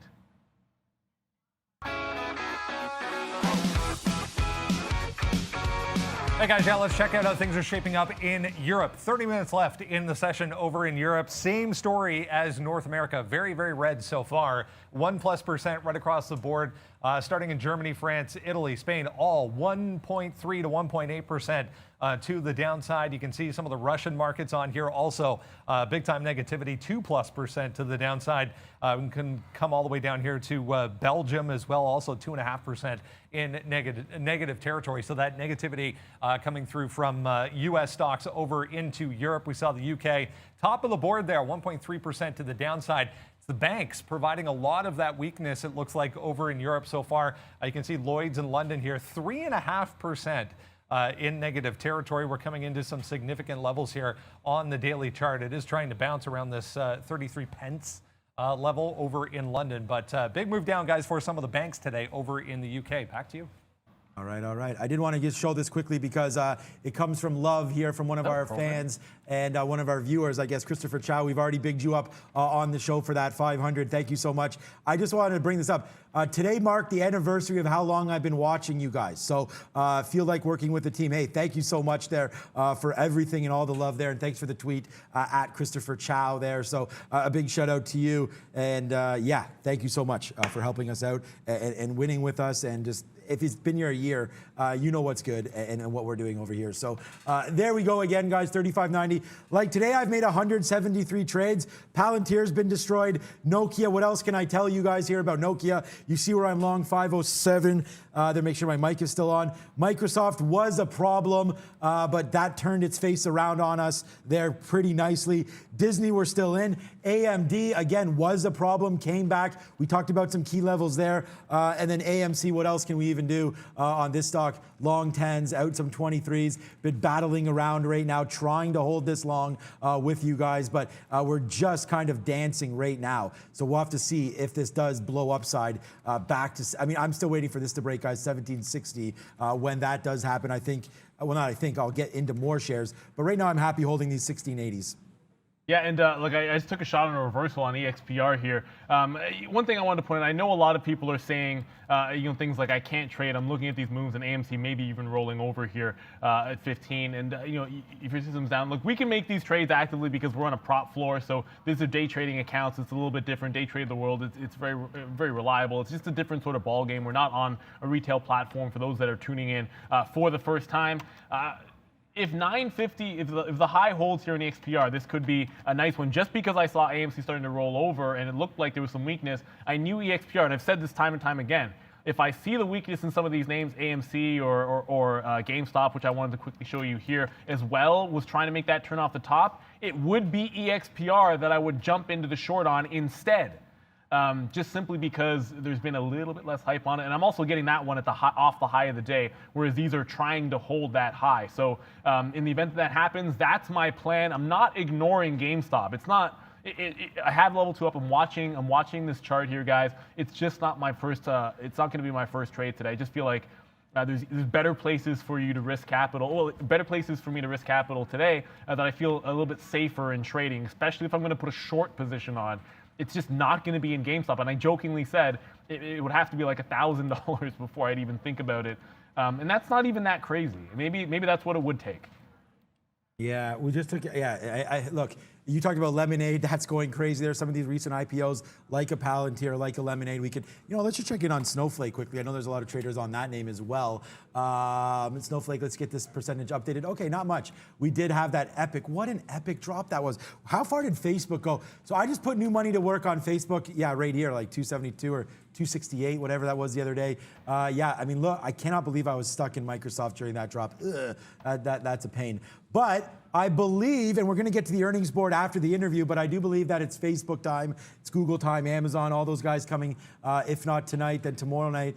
But 278 right here, honestly, like if this market can decide to go again, NASDAQ's still down 1%, but like this 277.50, 278 even, here on Facebook. What a great little opportunity that's setting up to be. Apple, again, Apple as well. Excuse me, that's at all-time highs right now. Again, I believe, or close enough to it right now. And we do have that 144 top. I believe it just made all-time highs on Apple, so we'll have to see on that one. But yeah, I'm really happy with this weed stocks today as well, just going ham. And Chewy getting near all-time highs as well. Yeah, I'm a happy guy today for sure. Let's check in on BFT quickly because that's PaySafe. That's the SPAC that I'm super excited about, and that's only at 16. So not much been happening here. This thing ran to 19, but this is one of the next plays that I think can moon, but it needs to turn over to PaySafe first. Yeah, so look, I'm going to take a hit. It's not necessarily a small one. Look, I'm still going to be up on the day, thankfully, because we had some good trades on EXPR, but I have reversed to the long side.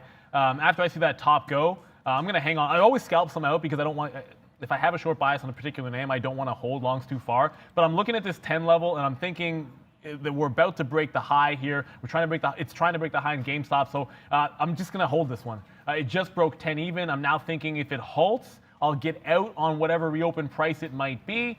At this point now, the 10 is broken. It's either break even or bust. If I see 950 break to the downside, I'm out. If I see it halt, I'm out on a reopen. Otherwise, I'm just going to hold on to XPR. If you can't beat them, join them. Agree with that statement. And yeah, about that. Palantir, guys, we did it again. A little bit of mac and cheese there for you. Have the healthy cheese or the healthy noodle if you can. But there it is. You just put the cheese with the noodle, and it makes a bowl. Look at this, highs of the day. And we are excited for Palantir because we're just going right back to where we've seen this stock go before. Palantir right back to 37.50. Look at this long. So this what happened at 10:48. So 20 minutes ago, we were long 35.55. Okay, it's at 37. That's $2 right now. 37.7. $2, bad math. They're 205 right now and still going. AMC still dancing around. Our Disney, that's $1 out. We're gonna give it, I don't know, probably 163. We were safely in and out of that one. It didn't go. I should have probably dropped it here, 163.80, 163.90. But look, if you're joining us for the first time, this is how I trade, right? Small hits and monster, hopefully, winners like we've had today. Just wish that Microsoft didn't fall down on us earlier, Brendan. Just double checking on Big Commerce Holdings. Once again, moving today, guys. We've had a few days in a row. I'll show you the chart in a second, but I want to show you this first. February 18th, earnings for Big C. The other important date coming up, February 1st for Big C is lockup expiration. So yeah, 9.2%, $95 now for this thing. It was $60 4 days ago, guys. Big C. Big C, little C, what begins with C? You know what? We just bought a bunch of like Dr. Seuss books for my daughter. I should know the rest of that line because I literally read it to her earlier this week.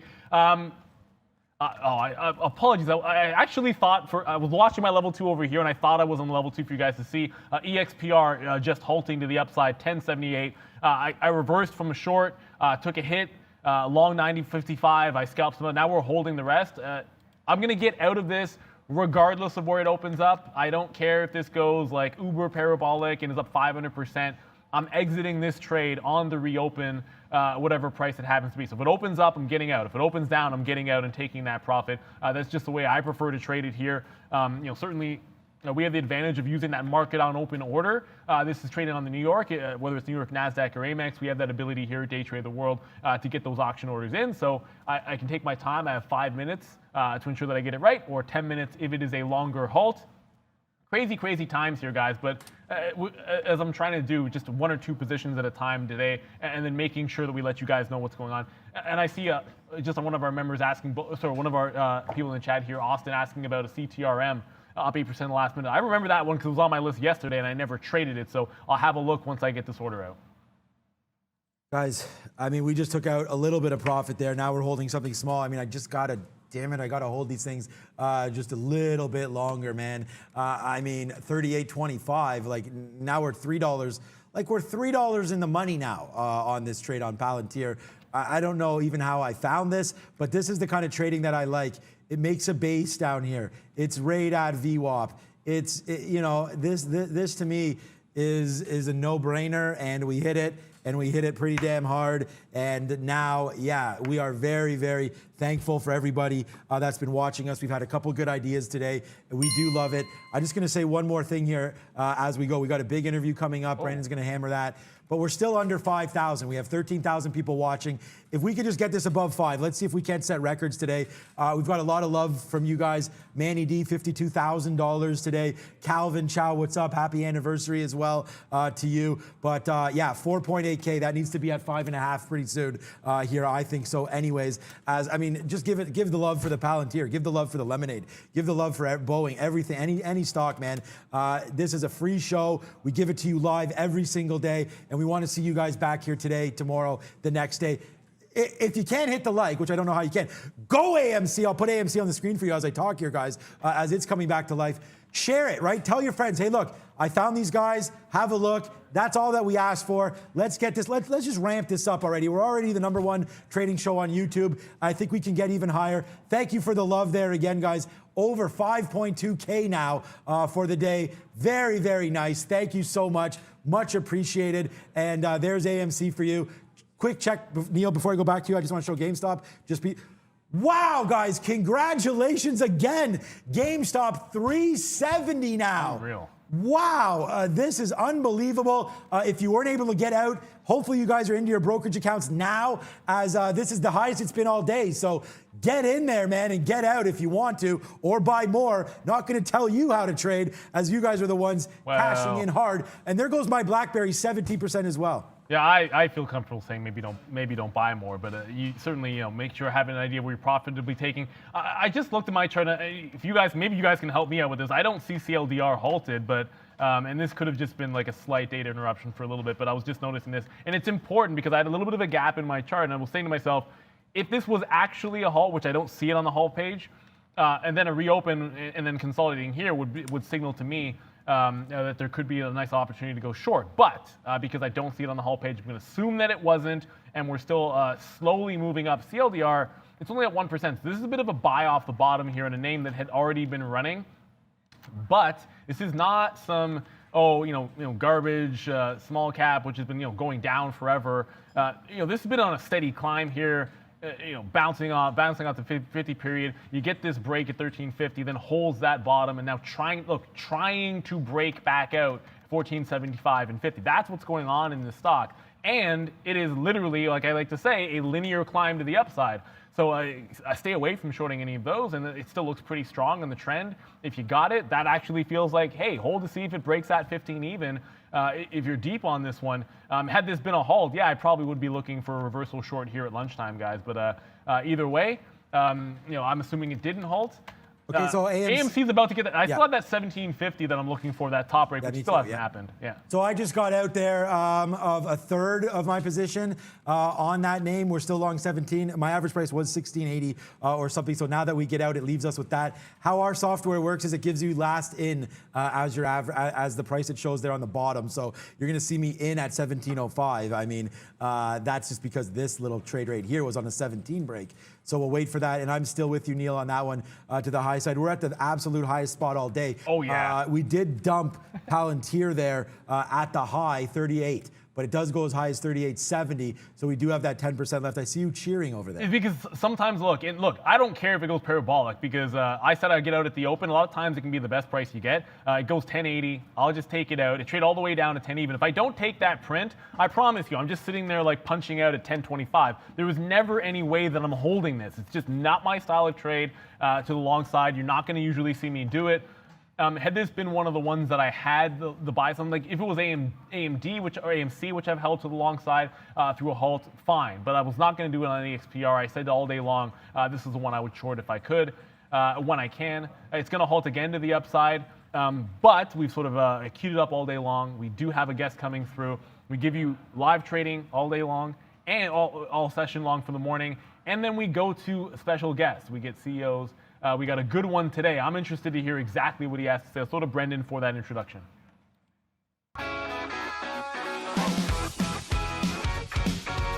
All right, guys, it's been said multiple times that the hydrogen fueling market could possibly be the next billion-dollar opportunity in this market. PowerTap's hydrogen fueling is well on its way to be a leader in that sector and in that industry. Raghu Kalambi is CEO of PowerTap Hydrogen Fueling Corporation, who is owned by Power Clean Power Corp. You can check them out, MOV on the CSE, and if you want to look at the OTC markets, MOTNF is the ticker. Great to have you with us, Raghu. Welcome to the show. We'll talk a little bit about, Good morning, Brendan.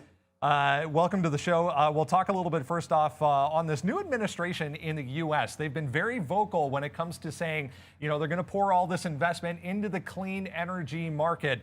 Tell us first, so everybody has an understanding of how clean energy came to be. Our company, Clean Power Capital Corp, which his symbol is actually MOVE on the Canadian Stock Exchange, just to clarify, acquired my company, PowerTap Hydrogen Fueling Corp, last year. And PowerTap is a hydrogen production and fueling technology for the transportation market.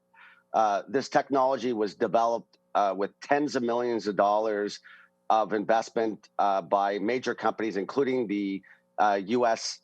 Department of Energy, which actually invested in this technology. What PowerTap is doing, along with its parent company, Clean Power Capital Corp, is that we're commercializing this technology in conjunction with existing gas station and truck stop owners. We just made a major announcement yesterday about a partnership with Michael and Mario Andretti, which are the legendary auto racing entrepreneurs and family in the United States. They own a significant amount of fueling stations in the United States, and they're going to be both a partner for us to put our PowerTap hydrogen fueling technology on their existing stations and then help us distribute it to the rest of the market. So we're quite excited about that. Yeah, let's talk about this partnership. As of yesterday, exciting news for the company indeed. The primary market here and the primary focus is going to be California. Explain why. Well, California has very attractive carbon credits as an initial market, and not the only market for us. We do have a national United States plan and expansion to other markets, including Canada. However, California allows us to receive a special carbon credit that's been created just for hydrogen fueling infrastructure.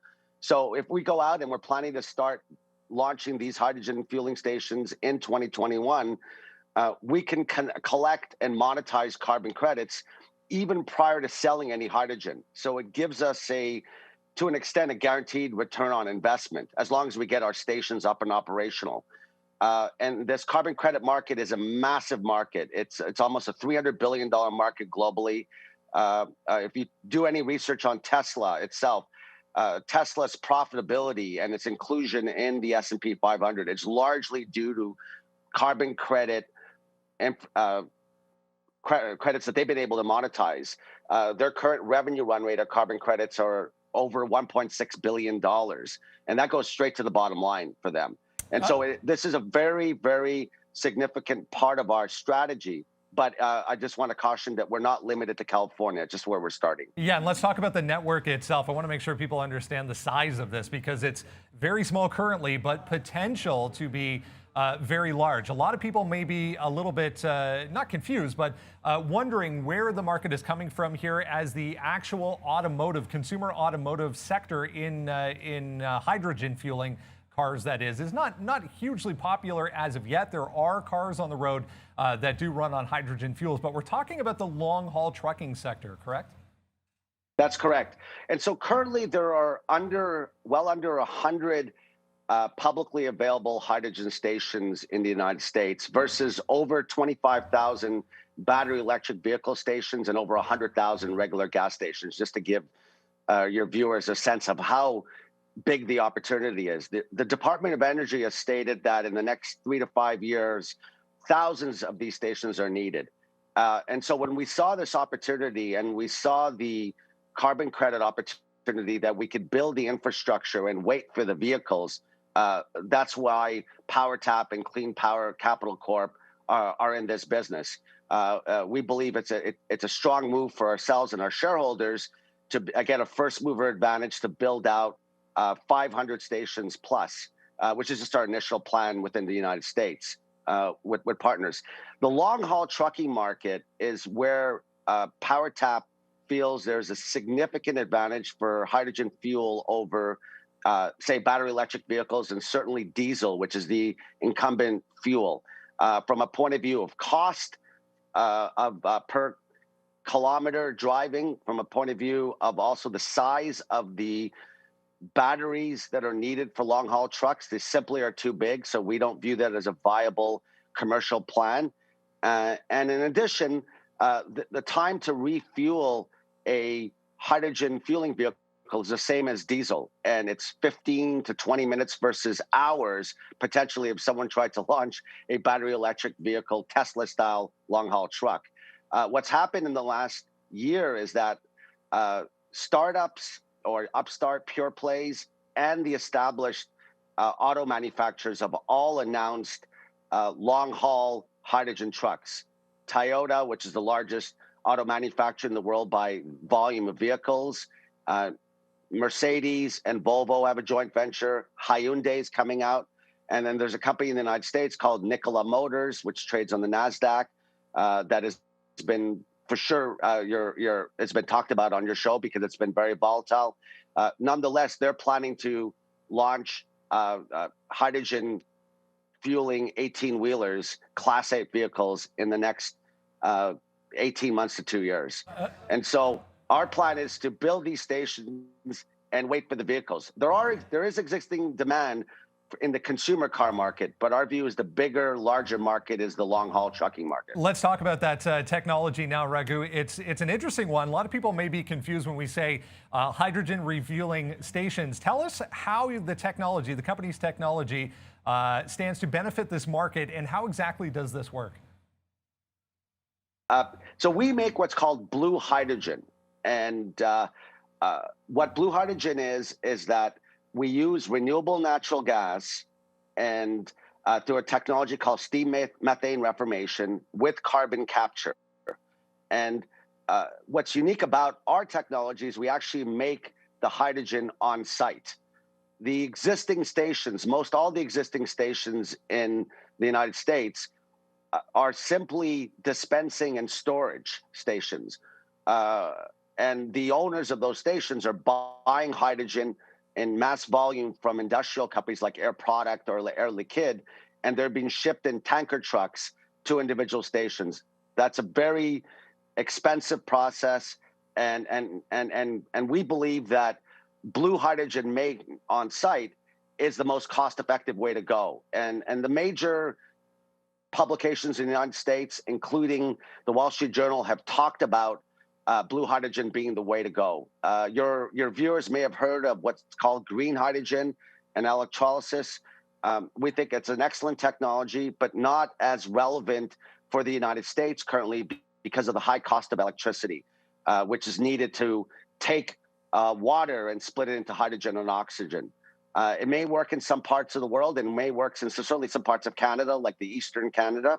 But in the United States, where we're initially focused, blue hydrogen is the way to go. And if anyone goes to our website, powertapfuels.com, there's a lot of industry information and third-party validation that our type of production is by far the most economical and most advanced way to make hydrogen for the transportation industry. When it comes to the actual feasibility of this, are there limitations when it comes to space? Now, we've all seen, those massive gas stations that have, 5, 6, 7, 8, 9, even 10 rows of actual stations where cars can pull up to refuel.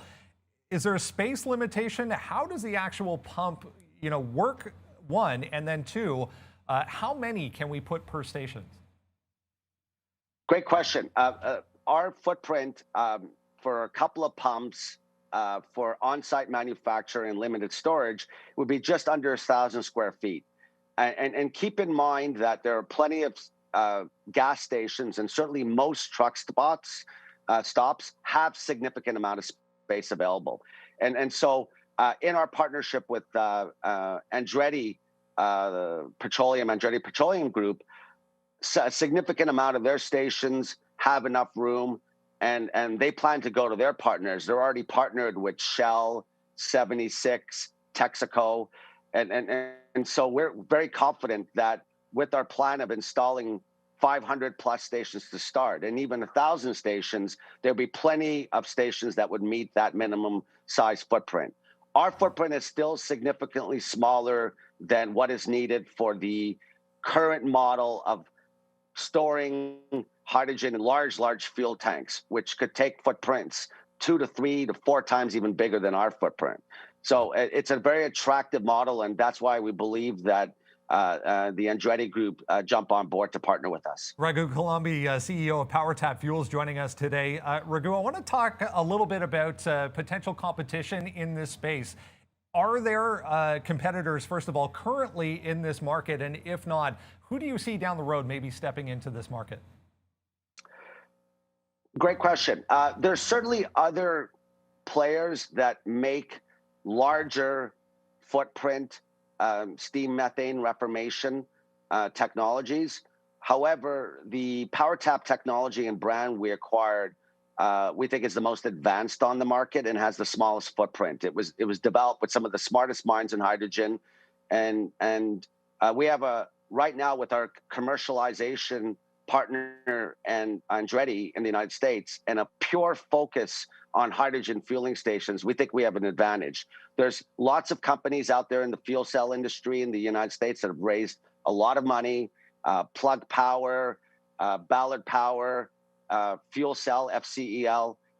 Some of them have talked about hydrogen infrastructure, but they have other business units that they're focused in, which are their primary sources of revenue, which include hydrogen fuel cells, which would go into the actual cars or the vehicles. We believe by being nimble and a pure play focus on hydrogen fueling infrastructure, we're confident that we have the most advanced start of anyone, certainly within North America. There are some other players in Europe using electrolysis, that green hydrogen that works, but we don't view them as competition because their technology is not as economically feasible within the United States. As we wrap things up here, Raghu, I want to make sure people understand the potential size of this market and the growth potential of this market. Touch on some of the companies, the major companies in the world that have already placed orders for these hydrogen-fueled long-haul trucks.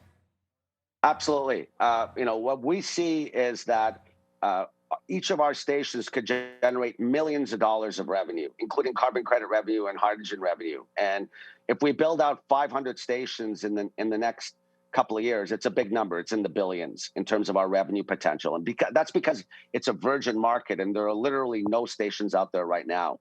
In terms of major brands or companies that have placed orders or already have hydrogen within their plans, that include Amazon, that includes Anheuser-Busch, UPS.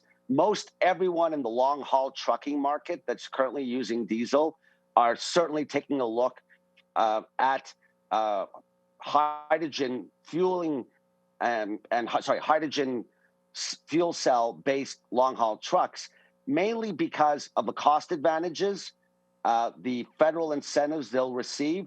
In addition, many of them are public companies, and their institutional shareholders right now are grilling them and their senior management team on ESG and ESG incentives and how can they be better corporate citizens and not emit as much carbon. And because the exhaust from hydrogen fuel is literally water, mist, it's clean. And so compared to diesel, there's no comparison.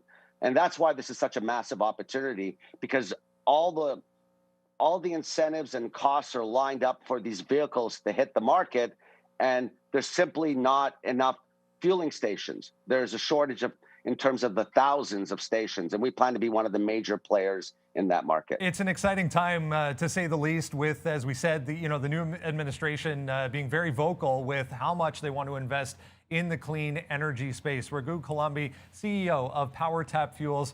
It's been a pleasure. I hope you'll come back in the future and give us an update as things progress. Thank you very much, Brandon. Appreciate it. Have a great day. There you go, guys. A little bit of a look at PowerTap Hydrogen Fueling Corporation. A very interesting concept, guys. That's what we just put in the chat Yeah. there. That I thought that was a pretty interesting conversation and a pretty interesting call. As well as my mic is off there, but yeah, a good little show today, obviously, as we go. And here's the chart here for move.cn. Nice little move to the upside right now today on some nice shares purchased. Let's see what happens. 280 is the high here on move.cn, guys. Yeah, and look, it'll look like pie on my face in the chart, and I'm perfectly fine with it here on that EXPR. There've been several halts back to the upside, and I can't get with this. I mean, I can't get with this long. We're getting successive halts, but I'm also staying away from the short until I see a little bit more sense made on this name. We're seeing some big time movement. It's now successive halts in a row: 1, 2, 3, 4, 5, 6, and maybe a seventh one. When it halts downside, that's when I would think about shorting EXPR. It's starting to go a little ham, as you guys like to say sometimes, but let's quickly go to Brennan. Yeah, we'll wrap things up with earnings, guys. Unfortunately, our earnings board is having a little bit of an issue, but all you need to know is Apple, Tesla, and Facebook all tonight, guys. Yeah, let's try that. Let's not pretend there's much of anything else that you guys are concerned about, except look, the squeezes are on. We know earnings are going to be big as well, and the big three.